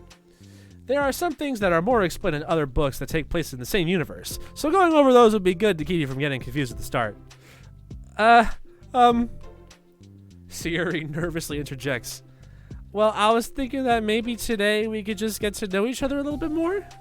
You know, I think, like, if we're going to be reading together, then I would like that. From across the room, Monika smiles and nods at Sayuri while Yuri isn't looking. Oh. Okay. Yuri sits down and looks at her book, then glances around the room, showing no indication that she has anything more to add. So, what made you decide you wanted to join the club? Well, I like reading, so I was immediately interested. I had no idea that someone was starting a literature club, but that's my fault since I haven't been paying attention to any of the club recruitment advertisements. I only found out because Yuri glances over at Monika. Monika? Monika came into my classroom and put the flyer on my desk. Suddenly, Yuri's face darkens, and she shakes her head at herself. I was so stupid. I got too nervous and couldn't even look up, so she just walked out. It took me several days just to come here because I was afraid that Monika told everyone how inconsiderate I was, but I decided that was probably irrational. Wait. No, that was totally my fault. I felt so bad about interrupting you that I just, like, walked out. I was actually really hoping that you would come by. Yuri exhales in relief. I always seem to interpret things as the worst possible scenario. Well, I was really nervous to come here for some other reasons too. Such as there being too many people. Not that I mind that much, but I have a really hard time having to meet a large number of new people at once. So it's actually amazing that it's just the two of you. I definitely came at the right time. Ah, that makes me happy. I'm proud of you for working up the courage to come. Yuri smiles warmly to herself. I've never really had the privilege of sharing my interests with others before. It's so hard to find others who are into the same things I am, except online. So I thought the literature club would provide a chance for me to do that. I'm always online. I'm always getting them #1 victory royales. You already know. What kinds of things are you into? Like genres? I don't know, just anything, even if it's not literature. Oh, just things you would think are dumb. Sayuri pauses, a look of concern on her face. How about I'll tell you something I'm into, and then you can tell me about something you're into? I suppose that would be okay. Okay, I'm into anal. Oh, we're not talking about that shit. Well, I'm pretty into, like, crafty things. Like making cute little collages or decorating things, like cards or jewelry boxes. I zoned out. Are they talking about kinks? Damn it, Chris made the same joke as me. So you didn't zone out. You lied. You lied for your comedy. How dare you? False comedy isn't real comedy. My jokes are real all the time. I've never lied once in my life. My room is always cluttered with random stuff because I keep buying things to make gifts for my friends. But then I put them off till last minute. So yeah, that's something kind of silly that I'm into. I'm into it. I'm into making origami butt plugs. You sound quite creative. Not that much. It's just that you'd be surprised by how much you could do with scissors and glue and stuff. So, I have to share something that I'm into now, right? Sayuri nods. Well, I guess I'm into nature. I love nature! Monica, I'm gonna start a nature club. No, you're not. You're stuck here with me now. Am not. Oh, yeah? If I pin you to the wall, you'll never escape. Well, I hereby appoint you as vice president of the literature club. There, now you're stuck with me. Hey, don't give me responsibilities. Oh, I'm sorry, Yuri. I interrupted you. Go ahead. It's fine. I'm used to it. Yuri pauses, feeling awkward after getting cut off. So Yuri, you're such an inconsiderate little bitch. I like going out into the woods or to the park. Just places where you can walk or sit and not have any people around. It's peaceful. Just nice to kind of remove myself from everything that matters and let my racing mind operate autonomously for a while. When do you like to do that? It just depends on my mood. So, like, all the time. After school, on the weekends, whenever I feel like I need it. Wow, I feel like I would never have the time to do something like that. I find that if we have a lot more time than we think we do, if you don't let it slip through your fingers. Yeah, I just sleep all day. The three continue their conversation, led primarily by Sayuri, but with Monica chiming in every now and then as well. Monica had intended to leave it to Sayuri and focus on her own work, but she found it difficult not to join in. Before they knew it, the end of the day was upon them once more. Oh, it looks like we should be wrapping up for today.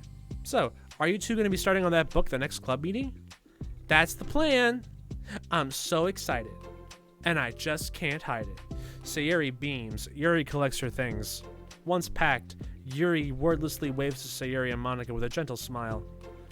Bye! As Yuri exits, Sayuri enthusiastically returns her farewell. Once again, Sayuri and Monica are left in the club room, all alone. Aw, man.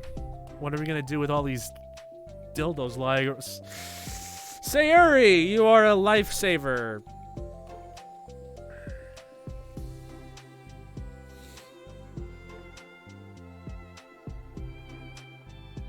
I can do it. I can get through it. Obviously, it's not that I'm horny. It's obviously just that dildos are my coping mechanism. What? Ow. I am down bad. And my only coping mechanism is more cowbell, baby. Why are you like this? Because if I'm not like this, who will be? Somebody has to take the curse. Like Nicolas Cage took the curse to be the Ghost Rider. I take the curse to be down bad. Perpetually, forever. You are being very out of pocket right now? What the fuck does that mean? I've never heard that one in my life. Baby, are you alright? You're being very out of pocket right now. You've barely touched your Baja Blast. Eehee, I didn't do anything. I just talked. Still. Besides, it really lifted my mood. It feels really nice when I can put my energy towards other people like that. She was really excited to be included, you know? It made me happy.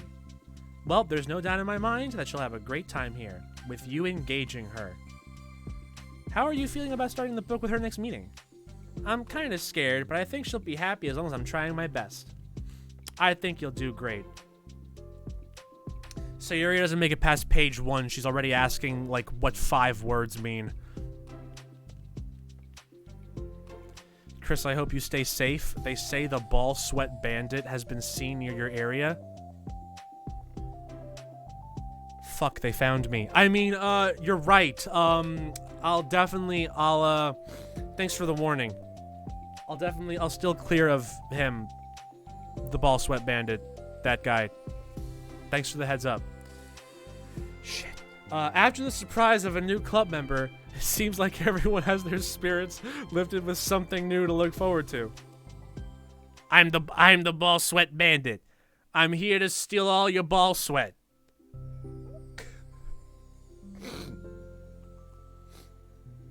Another school day ends. Swallowing her anxiety, Yuri makes her way to the club room, expecting to be the last one to arrive. As she opens the door, she's surprised to find only Sayuri in the club room. It's club time again! Yay! Monica went to the computer lab, so it's just us today. Is that okay? Yuri silently nods, unable to make eye contact. I thought it was gonna be a 3-way. I wasn't ready for one-on-one. More pressure to perform. I'm sorry about yesterday. Sayuri tilts her head, unsure of exactly what Yuri is talking about. Well, I mean, the way I got overly excited to share my books and how you had to stop me so we could talk first. It was so inconsiderate of me. I got too excited and forgot to think about everyone else in the club. So, Yuri, you didn't do anything wrong. I thought it was cute how excited you were. Choto mate. Well, still, I think I changed my mind about the book. We don't have to read it. Huh? Why? Because I know that you were just humoring me anyway. In retrospect, it's rather obvious that nobody was truly interested. But if you like it so much, then it must be worth if you like it so much, why don't you marry it? Then it must be worth sharing. I've already decided I'll join the club, so you don't have to try so hard to entice me. That's not what I was doing. A moment of uncomfortable silence stretches between the two of them. They make out. The thing is, we don't even have any club activities yet. I mean, Monica and I have just been working on recruitment stuff mostly. So it just sounded like something fun that we could do together. Reading your books. You know, like, as a club activity. That would be okay, right? Why am I being so resistant to this anyway? It's exactly what I wanted in the first place, and you're being so nice about it. I really don't know what's wrong with me. I'm sorry for being like this. You don't have to apologize. It's alright, I understand. Everyone's on edge these days. What with the ball sweat bandit being on the loose? It's completely understandable, Yuri, I get it. Just tell me if there's anything I can do to help you feel more comfortable here. So Yuri pulls her desk up against Yuri's and sits next to her. The book in question is already on Yuri's desk. Peering over, Sayuri reads the cover of the book. My brain definitely did not read that as peeing over.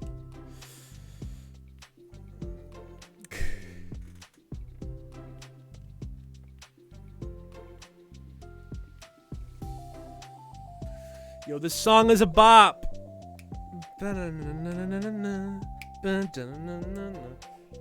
Dusk Bell, Part 1 of the Everlast Saga, of the Everlast arc. Aha, it's Dusk Bell by Annabelle.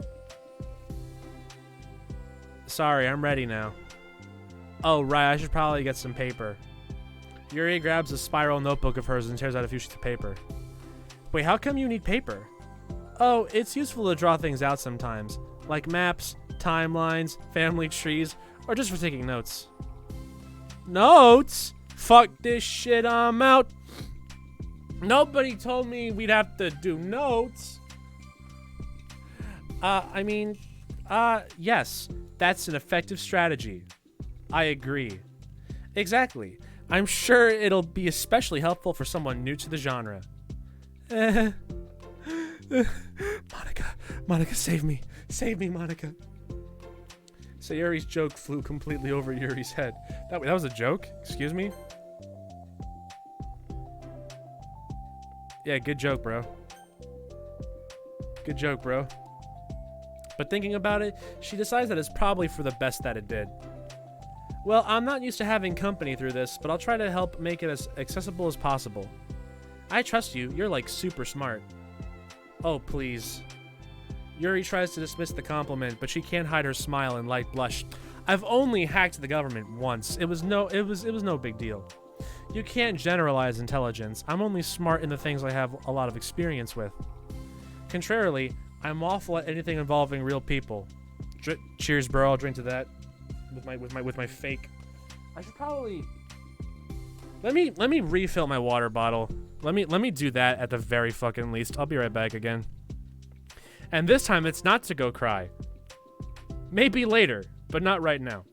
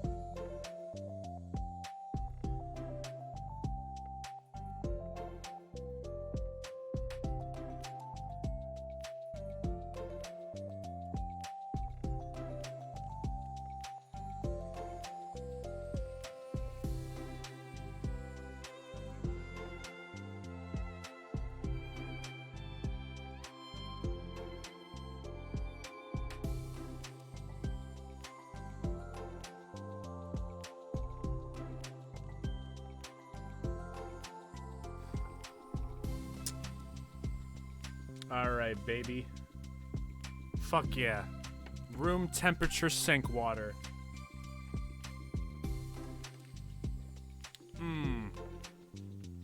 Fuck yeah, bro.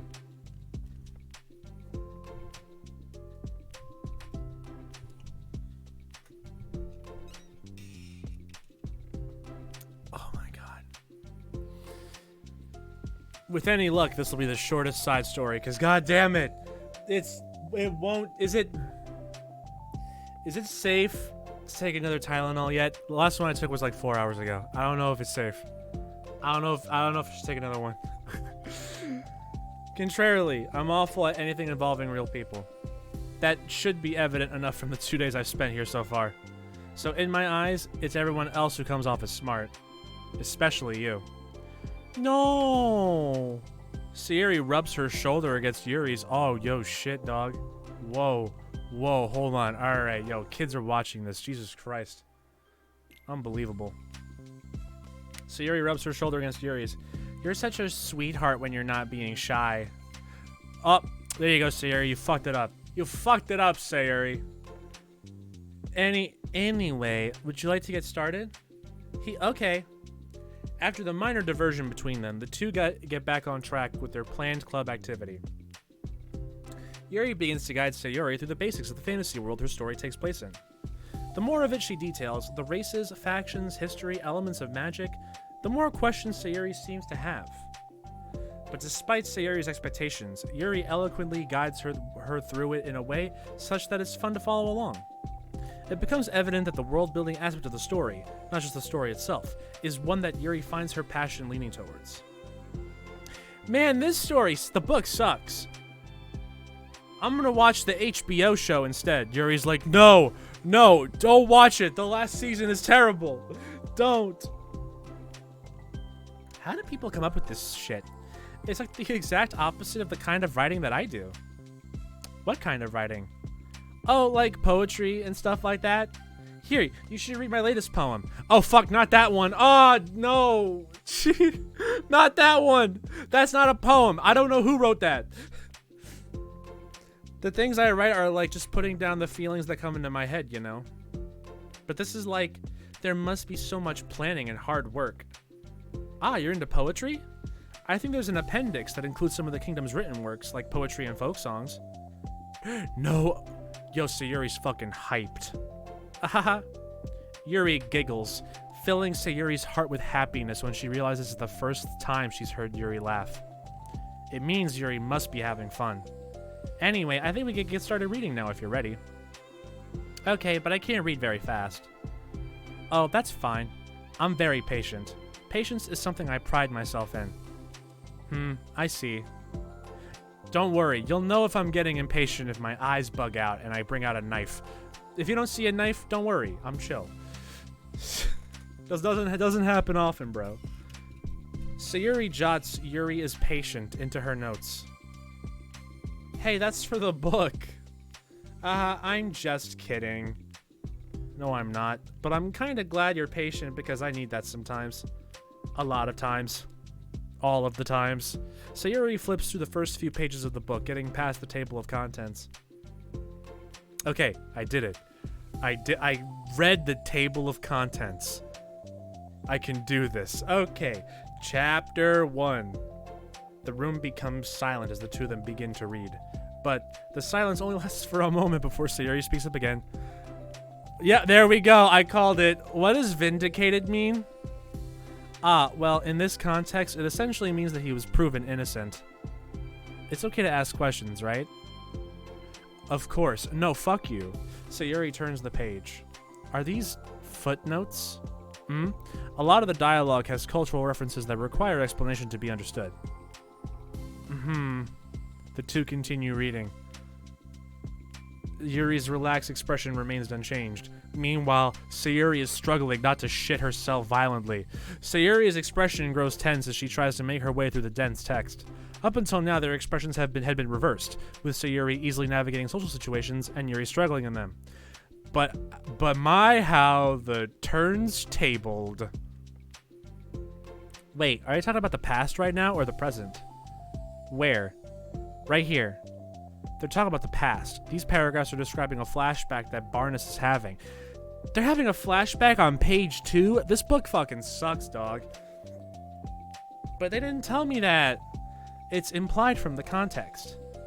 I'm about to fucking punch a bitch. I swear to God, this Sayuri chick is getting on my last fucking... Sayuri rubs her temples. The two of them continue, with Sayuri asking fewer questions, because she just gives up. She begins to understand the value in the notes, and as she finds herself referring to them somewhat often and even adding to them. But her reduction in questions comes not from her getting used to reading, but rather from her fearing that she'll come across as stupid. Cheers, bro. I'll drink to that.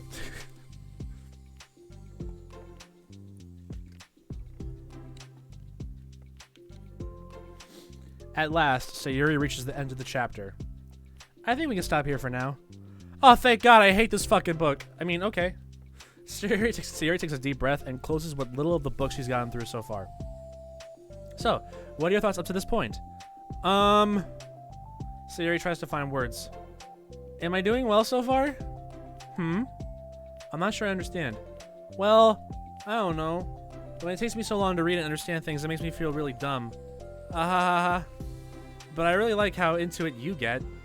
It makes me want to keep going and to keep doing my best so I can see it the way that you do. The relaxation in Yuri's expression fades.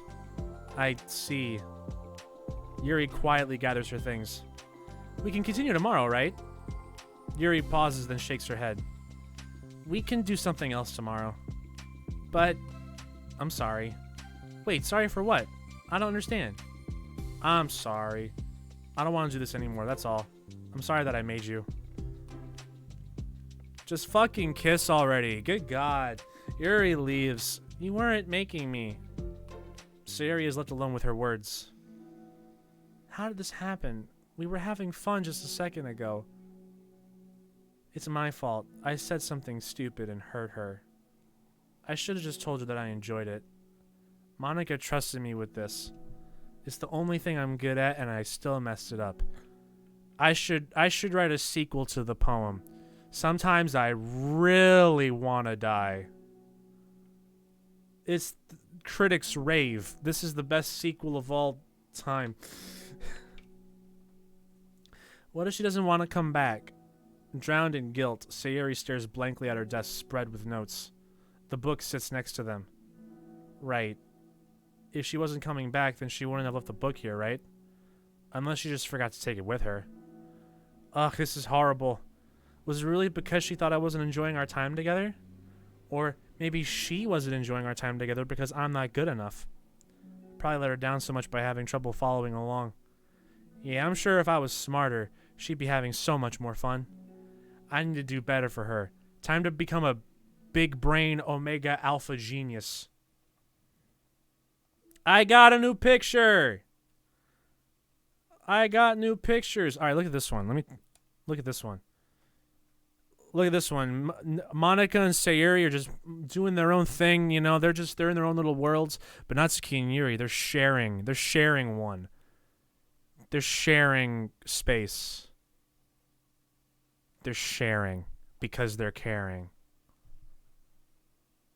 Where's the best poem? It's not here.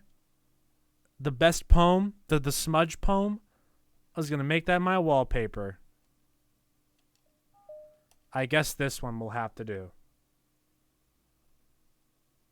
Oh, now this one's the best one. Never mind. Okay, there we go. Yay! Aha! Good poem. All right, let's get through part 2 before my brain explodes, and then we'll call it. I'm gonna forget that I set the wallpaper to that, and then the side story is gonna end, and then it's just gonna be a blood smudge. I'll be like, where the fuck did that come from? For the first time, Sayuri is the first to enter the club room. Anxiety courses through her relentlessly. Will Yuri show up today? Sitting at a desk, she stamps her feet in an attempt to calm down. Why am I letting this affect me so much? How can I do this thing with my eyes?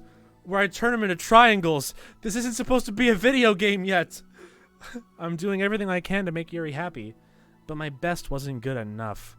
But it was still my best! Triangle eyes! Ah! But I'm letting everyone down. I'm always just a disappointment.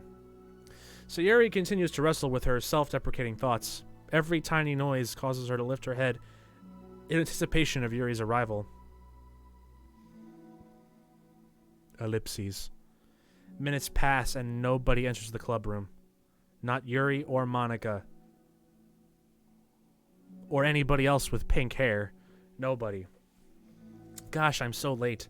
Why did I offer to help those other students with their work? Such a pushover sometimes. I'm really such a bad impression on new club members like Yuri if I'm not the first one there. Monica rounds the corner, approaching the club room. As she does so, Yuri? Ah! Yuri jumps to the sound of Monica's voice. I'm sorry, I just screamed into the microphone.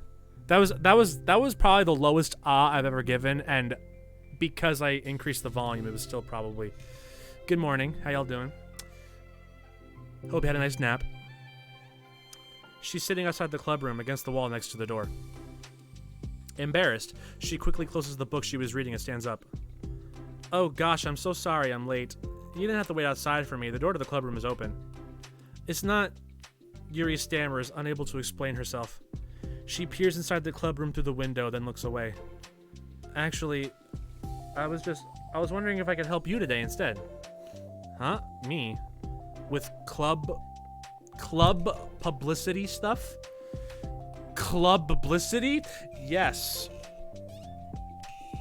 Monika is utterly confused. Why is Yuri asking this all of a sudden, when she was so eager to spend time with Sayuri before? Did they not get along after all? Monika looks into the club room herself to see Sayuri sitting all alone inside. Okay. It's kind of a simple job, but I'd be happy for you to tag along. Since Sayuri's such a fuck-up. Me too. Monika is worried, but she finds it difficult to insert herself into whatever conflict that may have arisen. It's a little ironic, she realizes, that she could be so conflict avoidant after having been in the debate club. Okay, let's take a walk together. I just have to make copies of this new flyer, then go around to the billboards and replace the old ones with the new ones. Yuri nods and the two set off. The two walk in silence. Without Sayuri, Monika finds it quite difficult to strike up conversation. So, how's everything been going? Fine. That's good. Neither of them follow up with anything more. Cheers, bro. I'll drink to that. Monika tenses up at the stinted conversation. Hey, so, like, is your hair purple, like, all the time, bro? How the heck does Sayuri do it? Sorry I didn't see you yesterday. I went straight to the computer lab to work on the flyers. That bitch Sayuri told me. Sayuri told me. What did you two end up doing yesterday? Just some reading. Oh, I'm glad. It's really starting to feel more like a literature club now. So, like, do the drapes match the curtains? Yeah. It's kind of funny. I felt so intimidated at first when I heard about the kind of reading you were into. But, you know, it's kind of stupid of me because I'm just intimidated by things I'm not good at. Cheers, bro! I'll drink to that! These characters are doing their best to ensure that I stay hydrated as much as possible. What's your wrestler name? Mine is the silly sausage. Boop, are you okay today? Are you doing alright? You doing good? You're just like, I don't know what this fucking video game he's playing right now. Hey, watch out. The ball sweat bandits in the area. But you know, it's kind of stupid of me because I read this already. Cheers, bro. I'll drink to that. And it's silly to assume that everyone who comes to the club will just have the same interests as me. But it's cool that you were able to get Sayuri into it. It's like the club is working. It's like the club is working. I'm really happy about that. She's not into it. Huh? She's not into it, and I'm stupid for forcing it onto her. Yuri falls silent again, as if she started her thought but can't figure out how to continue it. Did something happen? Yuri sighs. The music changes. Monika hears it. Oh, the music changed. Something did happen. No, it's just me. Yuri pauses.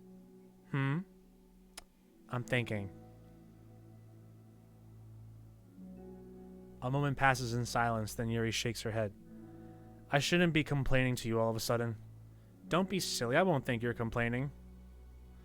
I just want to make sure you feel welcome.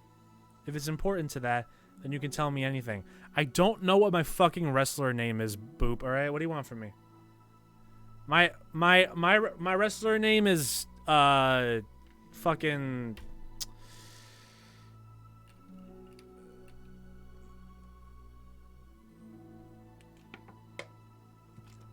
My wrestler name is Smashmaster Blow. Because I deliver a blow to your cranium and you die. That's my wrestler name. Smashmaster Blow. Well, if it's important to that, then you could tell me anything. Well, I do feel welcome. Too welcome, I guess. It's not an issue with the club, it's just an issue with me. So I feel wrong to inconvenience you with it. Monika pauses and thinks. Well, what if we put it this way? It's my job as president to understand the needs of the club members, right? We're gonna have all kinds of people joining this club. Hopefully, anyway. At least one more. At least. And learning about the diverse needs and interests of everyone will help me come up with club activities that everyone can be happy with. That everyone can be happy with? Not just only some people? Of course. I need to be looking out for everyone. Otherwise, what kind of club would it be? I see. Yuri looks a little more relaxed. It signals to Monica that switching from a sympathetic approach to a pragmatic one was a good choice. Each individual truly does have their own needs. Okay. Yuri takes a deep breath. I'm a really weird and awkward person. I've accepted that about myself. I just don't know how to, I guess, connect with other people. How is it so easy for everyone else? How do you just make conversation about any arbitrary topic? I could talk for hours about the things I'm into. Unfortunately, so much that I don't know when to stop. Talk about the. I should have like a counter at the top of the screen. Cheers, bro. I'll drink to that. We're on like what, like 7?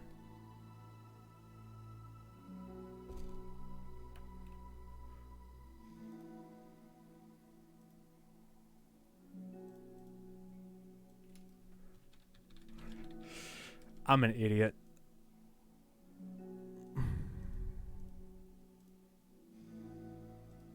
Let me choose a font. Hello? Hello? Font! Please! Okay. Cheers. Bro. I'll drink to that. Counter. We're on, I'm assuming we're on like 7.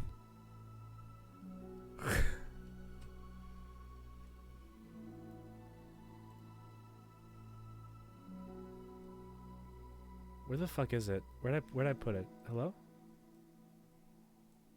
Where the fuck is it? Hello? Where the fuck did it go? Where is it? Why is it not on screen? Hello? I can't even put text. I can't even put text down. Good grief. Where is this fucking text? Where did the text go? Okay, this was a bad idea. I don't even... OBS is freaking out. I click on the text that I just made, and then like the green border that like highlights your thing is like off to the side of the screen, and I can't bring it down. This is a bad idea. I give up. Delete it. Who cares? Monica deleted it. No drinking while in school. Ah, that's where the real Monica went. This is the fake Monica. The real Monica, is in my OBS settings right now. During Doki Doki Endgame, Monica stole the Tesseract, and now she has her own Disney Plus show. I could talk for hours about things that I'm into, unfortunately so much that I don't know when to stop. But for anything else, I just have no idea what to say. So I understand that about myself. I'm just not good with people. I can't help it. So it feels like whenever I'm confronted with a new social situation, I'm either ignored or made fun of or taken pity on. And Sayuri falls into that third category. What? Hold the fucking phone, Chief. You're saying that Sayuri is taking pity on you? Yuri nods. I just want to be treated like a normal person. If you don't like me or you don't connect with my interests, then just tell me. I can accept that and move on. Sayuri is too nice to me. I'm so stupid for not realizing that she would just go along with whatever I pushed onto her. Nobody deserves to put themselves through that kind of discomfort just because they pity some weirdo who doesn't know how to make friends. It's the worst feeling. I hate it. Yuri's sharp words cut through the tense air. Now see, I would deliver it more like, it's the worst feeling. I hate it. Like, but I, obviously, the headache, So I didn't make him sound sharp. I made it sound like, it's the worst feeling. I hate it. Shit, bro. Somewhere in the middle of the conversation, the two stopped short in the hallway, prioritizing the conversation over their original task. Thankfully, there's only like 4 students in this whole school, and there's like nobody else here right now. So Monika looks at Yuri. Yuri only looks down, with her fists clenched. I think you should tell her that. I could never say that to someone's face. It's pathetic. Sayuri is different. Making people happy is the most important thing to her. I'm sure that's all she's trying to do. So if you're able to explain to her what makes you happy, then she'll do anything to make it happen. That's the problem. What kind of friendship has one person always trying to cater to the other person's weird needs?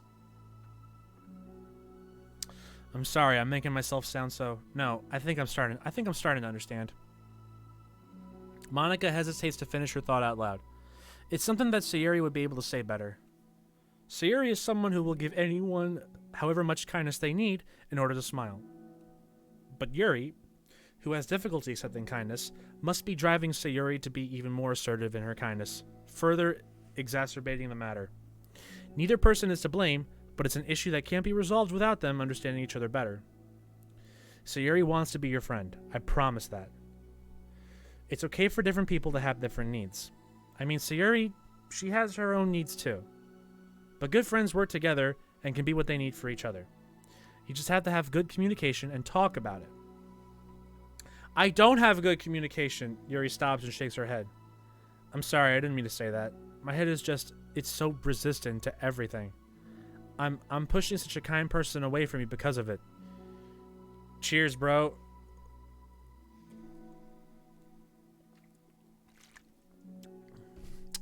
Drink acquired.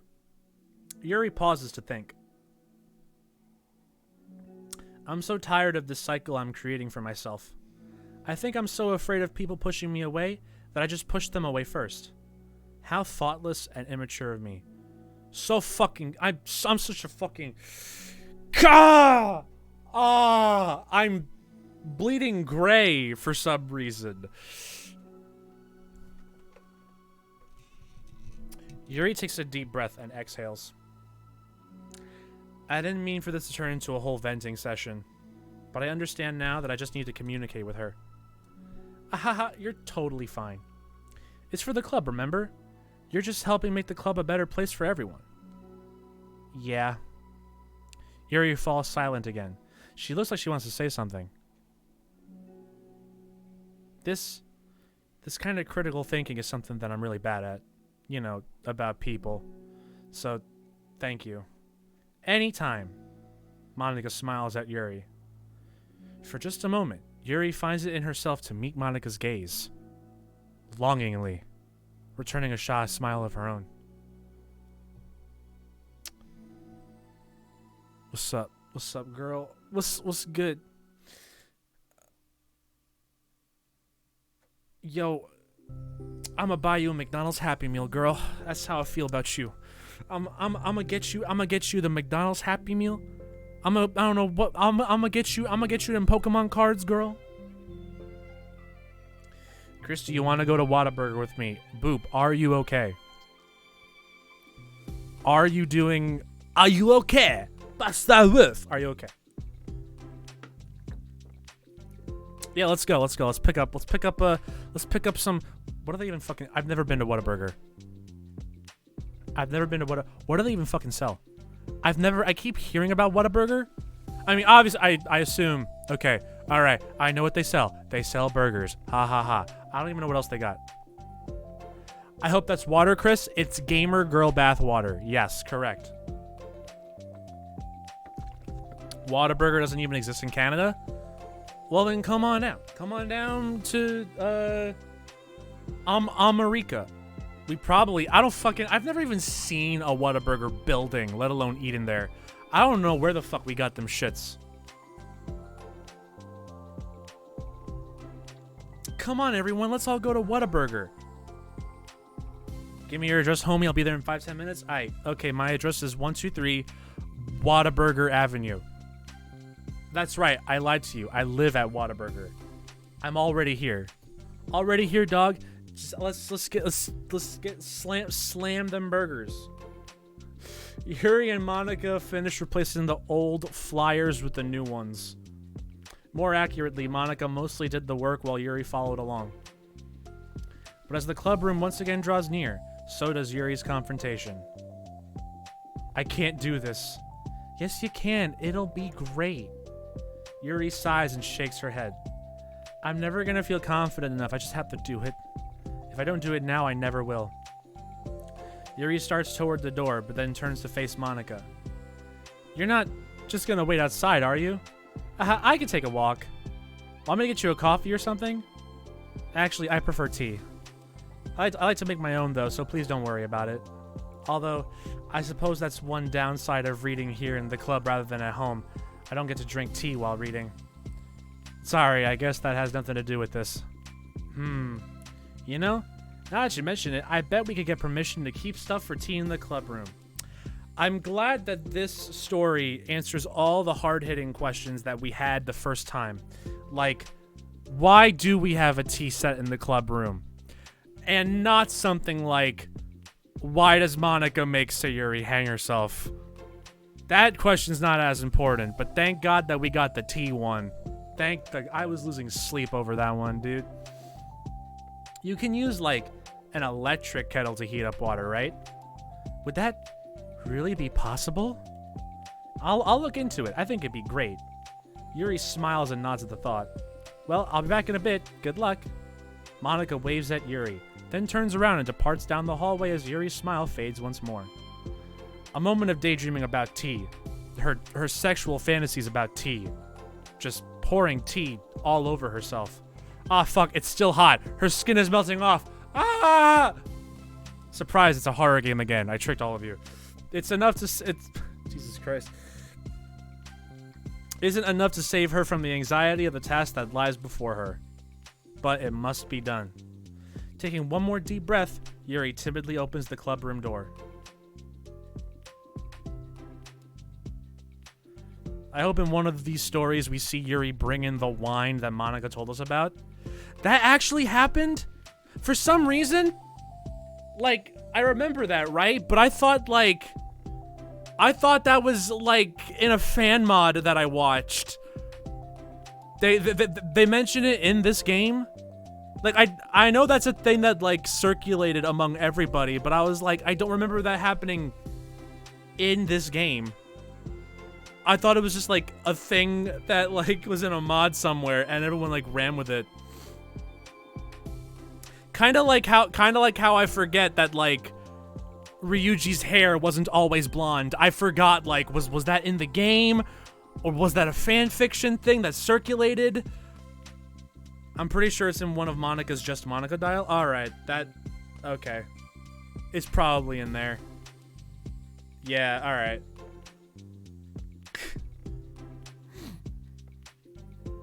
I thought it was just like, everyone was like, yeah, Yuri, drink that wine, girl. Yeah, you deserve it. You live your best life. Yuri? But wait, hold on, I'm not done yet. So Yuri shuffles a bunch of papers around. Yuri stammers, her words suddenly caught in her throat. At that moment, she realizes how Sayuri has been spending her afternoon. I wasn't expecting you to come today. Here, look. I finished writing the final Game of Thrones book for you. I wasn't expecting you to come today. I was really hoping to make it all the way through the next chapter first. But I got most of the way through it. And look. Sayuri holds up a sheet of paper. It was a stick figure doodle of Jon Snow. It's a page of notes, beautifully produced with indentations, categories, and even color coding. She busted out the motherfucking Crayola crayons for this one, son. As Yuri sees it, her expression shifts from anxiety to despair. The music changes.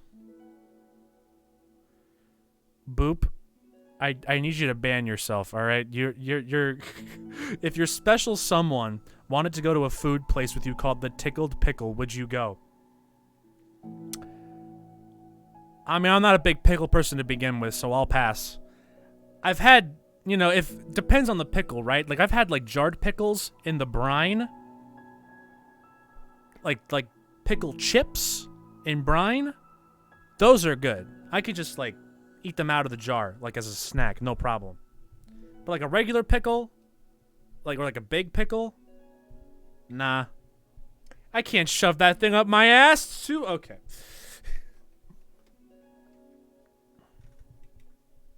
What happened to Whataburger? I thought we were going to Whataburger. Boop, ban yourself, all right? Just. You need someone to talk to? Do you want to write a poem about your feelings? Sometimes I really want to eat a pickle. As Yuri sees it, her expression shifts from anxiety to despair. I was afraid you were getting disappointed in me, so I've been trying really hard. Stop. Before I fucking gut you. Stop. Yuri presses her fists against her forehead. Please stop. I can't take this. Yuri? Sayuri's voice quivers in shock after having received the exact opposite response she was expecting. You know what? I think I just gotta turn the fucking music off. That's the problem, right? That's the it's never dialogue, it's never people's faces, but just like you shove a piano next to my ears and the waterworks begin. It's the fucking piano, dog. That's what it is. I can't take this shit. Get the band pianos. Pianos are a detriment to society. Get this shit out of my house.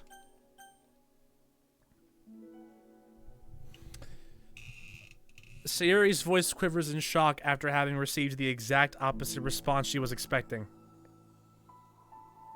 I'm not turning on Nightbot. Fuck off. Sometimes I want to die. Meanwhile, in the background, want to oatmeal. Like, wow, yeah, good. Let's I know that I take the piss out of scenes, but like shit is still running in the background as God intended. Okay? I'm one thing. Nightbot is a completely different god that we must attack and dethrone. I'm sorry. Sayuri looks away in guilt. Did I do something wrong? I don't understand, so if I did something wrong, please tell me. Yuri shakes her head. No, it's me. I keep putting myself in these situations where people are afraid to treat me normally. If you don't like this kind of reading, it's okay. Please just tell me. I don't need to be treated differently just because I'm weird. But I don't treat you differently. Even though I'm writing fucking roadmaps. And other than that, though, I just want my friends to be happy. So I thought that if we did something together that you really like, I don't want your pity. Bitch. Why did I do that? Uh-oh. See, Monika's already fucking with the game. It's only a matter of time before Yuri busts the knife out. Why'd I do that? Yuri sinks to her knees. Her voice squeaks. I'm sorry. Tears of guilt and self-loathing begin to stream down her face. This isn't how it was supposed to go. Why is it so hard just to articulate your thoughts? Why do you end up pushing everyone away from you? Cheers, bro. I'll drink to that. Yuri's mind pounds with internal accusations as she shuts her eyes, unable to face Sayuri or the rest of the world. She should leave, or just escape from here before Monika sees her like this, and before Sayuri tells Monika what she did. But before Yuri can put any strength into her legs, she feels a warm pair of arms gently wrap around her from behind. And the sensation of smooth lips pressing against hers. Alright. You know, actually, we're not that far yet. A hug right now is okay. The kiss has to wait. The kiss gotta wait for another, like, 10 minutes at least. It's okay. Sayuri whispers in a soothing voice. It's okay. It's okay. Overcome by despair, Yuri finds herself unable to protest or pull away from Sayuri's kind gesture. Yuri sniffles, breathing heavily through a clenched throat, trying with all her willpower to control herself. I was about to say that. Is every CG in these side stories going to be hugs? It's going to be the gayest hugs we can find. As soon as a gay hug occurs, you can be assured. Rest assured, we got an artist right on that. Just for you. The only good hugs are sad lesbian hugs. They're the only ones. trying with all her willpower to control herself.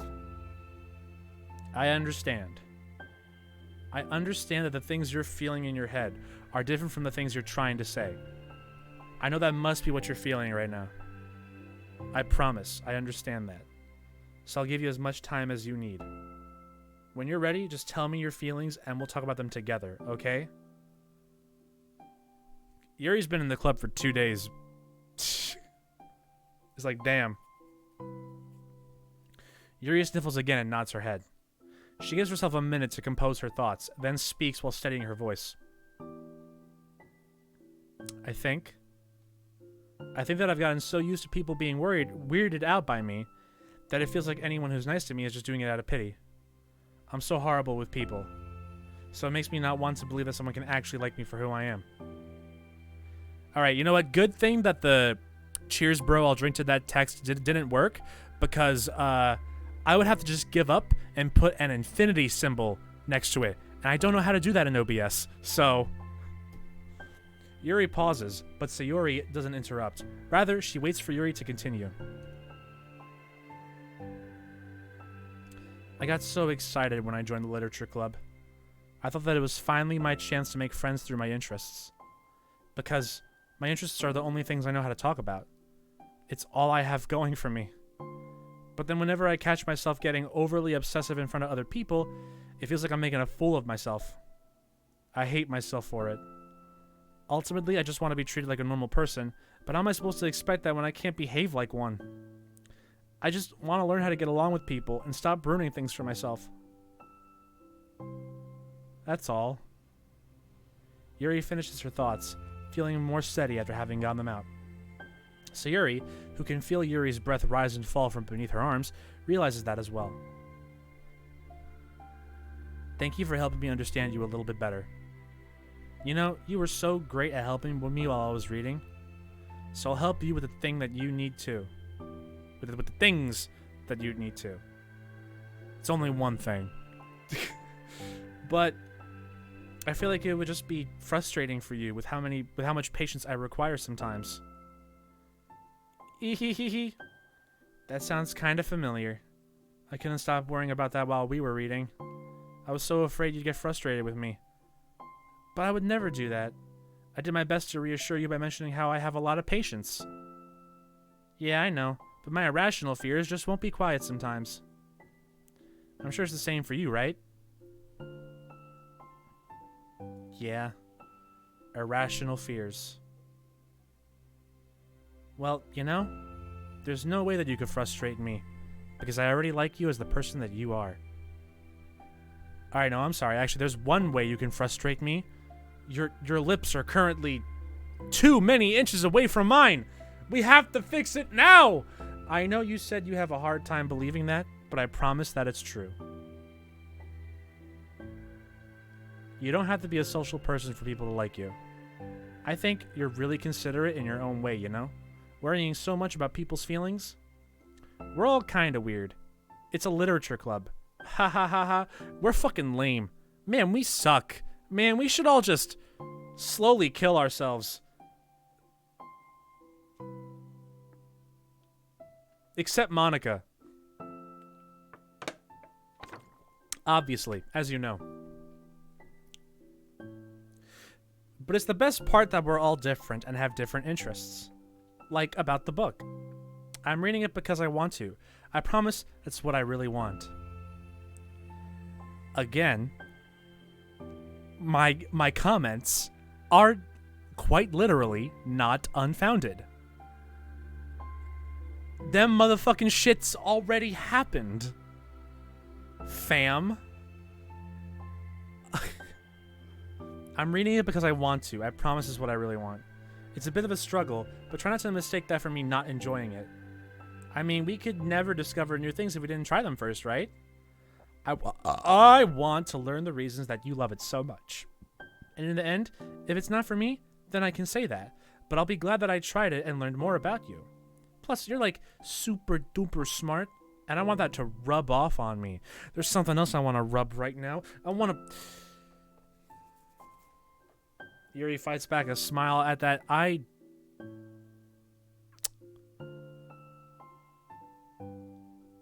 I think what the problem is, right? I think is that the headache is so bad that I need to be down bad, horny, more so than usual to take my mind off of it. That's definitely what it is. Once this headache goes away, I'll be a functioning human being again. Don't worry. Alright, no matter what the wiki says, I'm 26. Like, bro.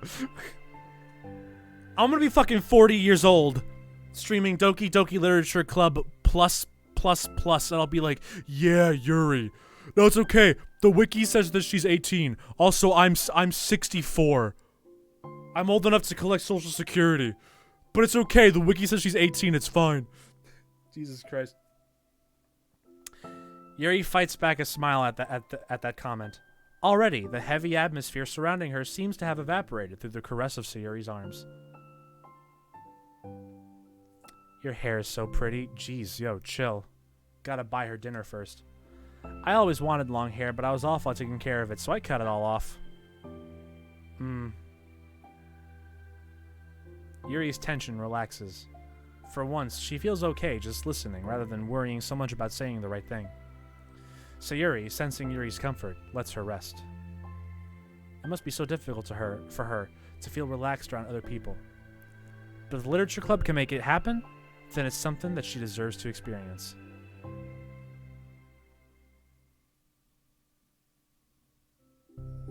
Well then, based on my understanding of your feelings, I suppose I wouldn't mind if we were to continue reading. That's what I wanted to hear. But we can stop at any time. If you truly don't like it, please be honest about it. I won't be offended. Of course, I'll be sure to grit my teeth for all 32 chapters. I'm not going to judge anything this early on, though, so we'll just see what happens while this funky beat plays in the background. Yuri, pimp this beat. What's good? Oh, and, it's not good to touch people without their consent first. Cheers, bro. I'll drink to that. Oh, no, I'm sorry. I didn't mean to make you uncomfortable. And then, alright, okay, prediction. Alright, prediction.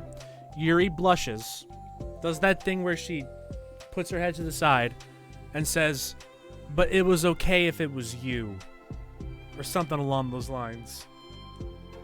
Oh, you didn't... I mean, I suppose it was kind of nice. Close enough. Close enough. It's like I know. I was just saying. I'm back. Monika's back. Yay. I haven't seen you, like, at all recently. Sayuri trots over to Monika. Ah. She whispers loudly. Can I hug you? Sure, Sayuri. Sayuri wraps her arms around Monika. Oh yeah, Yuri, it might be good to know. Sayuri can be kind of a hug monster. Ah. Yeah, I reckon. Hey, don't call me a monster. Artemis is a monster. If he inherits the kingdom, it could spell disaster. Yuri, we have to slay the Dragon King. We have to save Prince Horus. Yuri's like, Sayuri, who's your favorite character? I love Sexica.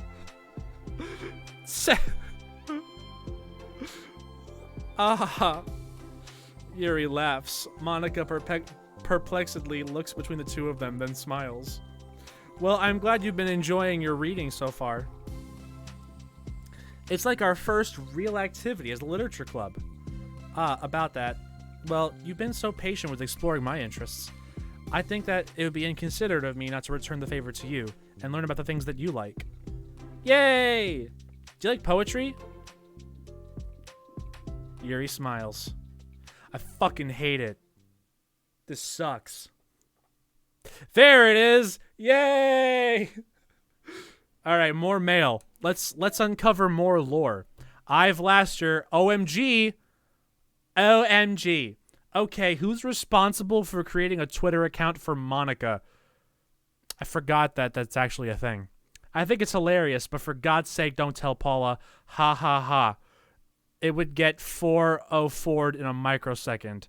Are you just relaying her tweets manually, or did you code some kind of pass-through layer to automate it?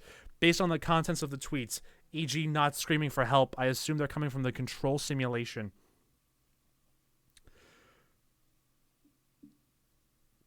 Dan Salvato 3 years later. Shit, I have to make a new game to explain how the Twitter account makes sense. How does she have a Twitter account? Don't you think she would have been like, first tweet, guys, I'm literally trapped in a video game. I'm in love with my 3 girlfriends, but they're all fake. I don't know how to feel. Aww. Aw, she has a little Yuri with a heart. And she has a little Monica with a heart pen. And she has a little Natsuki with stink lines. That's on brand. That's all right. I like this better than the Bloodstain one. Much better.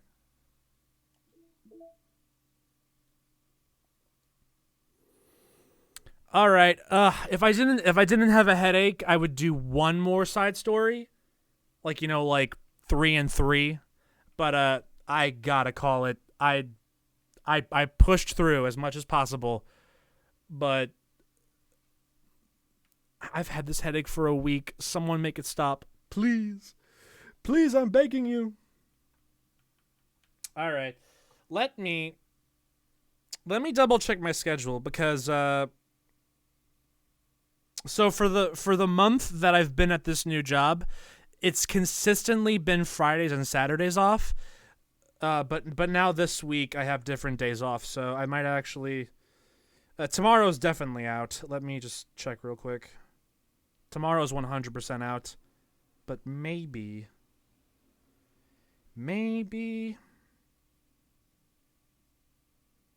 All right, we could probably do Monday night. If not, definitely Tuesday night. Yeah, okay. Chris, go to the damn doctor. Like I said, doctors are expensive, but ASMR is free. If it doesn't go away, like, in like, because like the weird thing is like it comes and goes, right?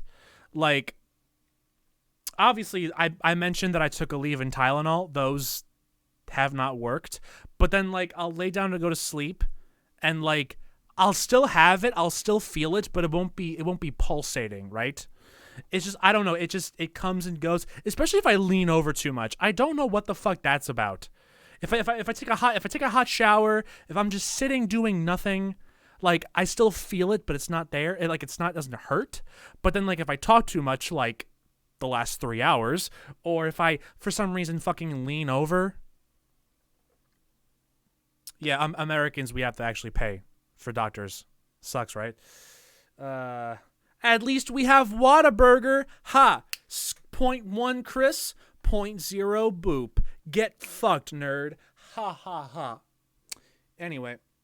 Alright, so yeah, maybe if the headache's not gone by like Friday, maybe I'll bite the bullet. And I still have to, oh god, okay, I've been with my new job for a month. I still have to go through the company to get fucking healthcare. I completely forgot. You know what? Hey, maybe this headache is trying to tell me, hey, Chris, fucking, I'm not gonna go away until you fucking get healthcare. So, okay, I actually have to do that. All right. But yeah, all right. Anyway, so wow, the side stories. I mean, I obviously don't have to say anything, but the side stories are radically different from the main game. I can tell you that for free. Until you go back, until you finish a side story and then go to the mail, and then suddenly it's a motherfucking Umbrella Corp conspiracy. So,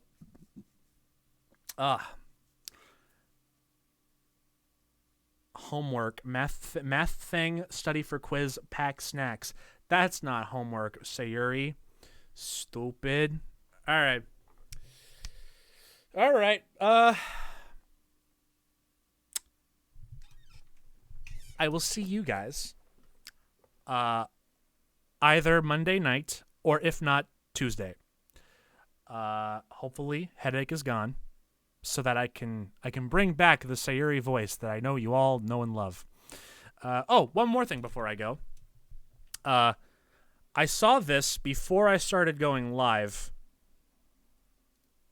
It's just a rumor. So, I mean, obviously before E3, the fucking My Hero Academia Fighters was a rumor that ended up not happening. But fuck it. I like talking about things sometimes, even if they are just rumors. Allegedly, Persona 4 Arena Ultimax is reportedly getting remastered. Now, I've only seen the headline, so for all I know, the actual article could be full of bullshit. A remaster of one very popular Persona spin-off game said to be in the pipeline, specifically blah blah blah. What's the here? Let's look at it right now. Recent blog post by an insider named Zippo, who has been a reliable source of information in the past.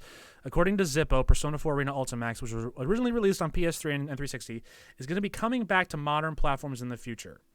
Zippo says they don't know much about the project in general sense, but they did indicate that new content could be end up appearing in the new version of the title. Let's actually read this. Let's see. Persona 4 Ultimate Arena Ultimax getting a remaster, with Atlus's recent announcement that Persona is getting some soft of Shindig. I guess sort of Shindig is what he meant to write. For its 25th anniversary in September, people are obviously wondering what the announcements will actually be. I can tell you one today. Arc System Works' Persona 4 Arena Ultimax is getting a remaster and has come into modern platforms. I haven't been told whether or not it will feature new content, but I would personally be very surprised if it doesn't. Can you leak Persona 3 Remake, please? I'd actually rather a Persona 3 Remake because it actually fucking needs it. I'm sorry.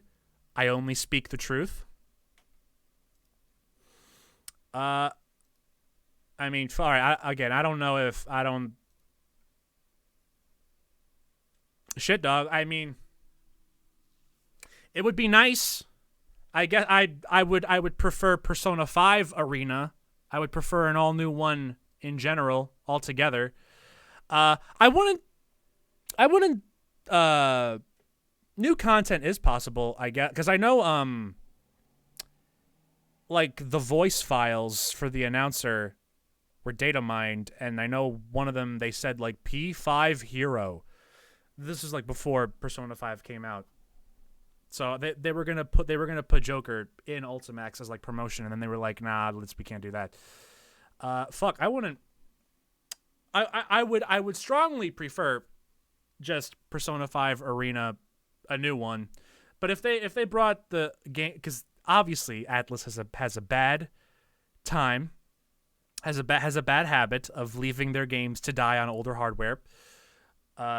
Persona 4 Golden is really the first time that they decided, you know what? Let's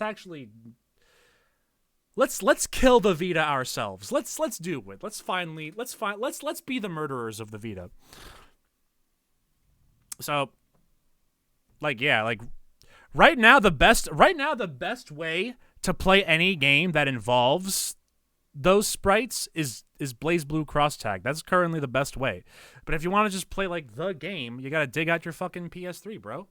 So, I wouldn't mind. I wouldn't mind if they do get new characters. Not like they have many choices, but like P5 Hero is one. And then of course they could put fucking Nanako. Fucking throws her boxed lunch at you for massive damage. So I don't know, we'll see. I'm sure that like one of the 7 projects, again, 5 of them are going to be fucking concerts or anime or some shit. 2 of them will be games. Most assuredly, one of them will be like a port or something. Yeah. Again, that's what I meant. Dojima was like going to be a character, and Nanako was going to be the Persona mechanic, and then Atlus, Arc System was like, "Hey Atlus, we got a great idea," and Atlus was like, We're gonna fucking kill you. How dare you? The audacity. But now, years later, they saw the light. They know it's time. Dojima, top tier. All right. So I just wanted to bring that up real quick. All right. So that's the news of the day. Yeah, all right. I'm sweating balls. I'm going to turn this microphone off now, turn the AC on, and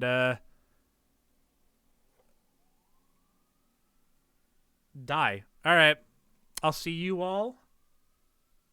If not Monday night, Tuesday night. I'll catch y'all then. Have a good one. Bye-bye.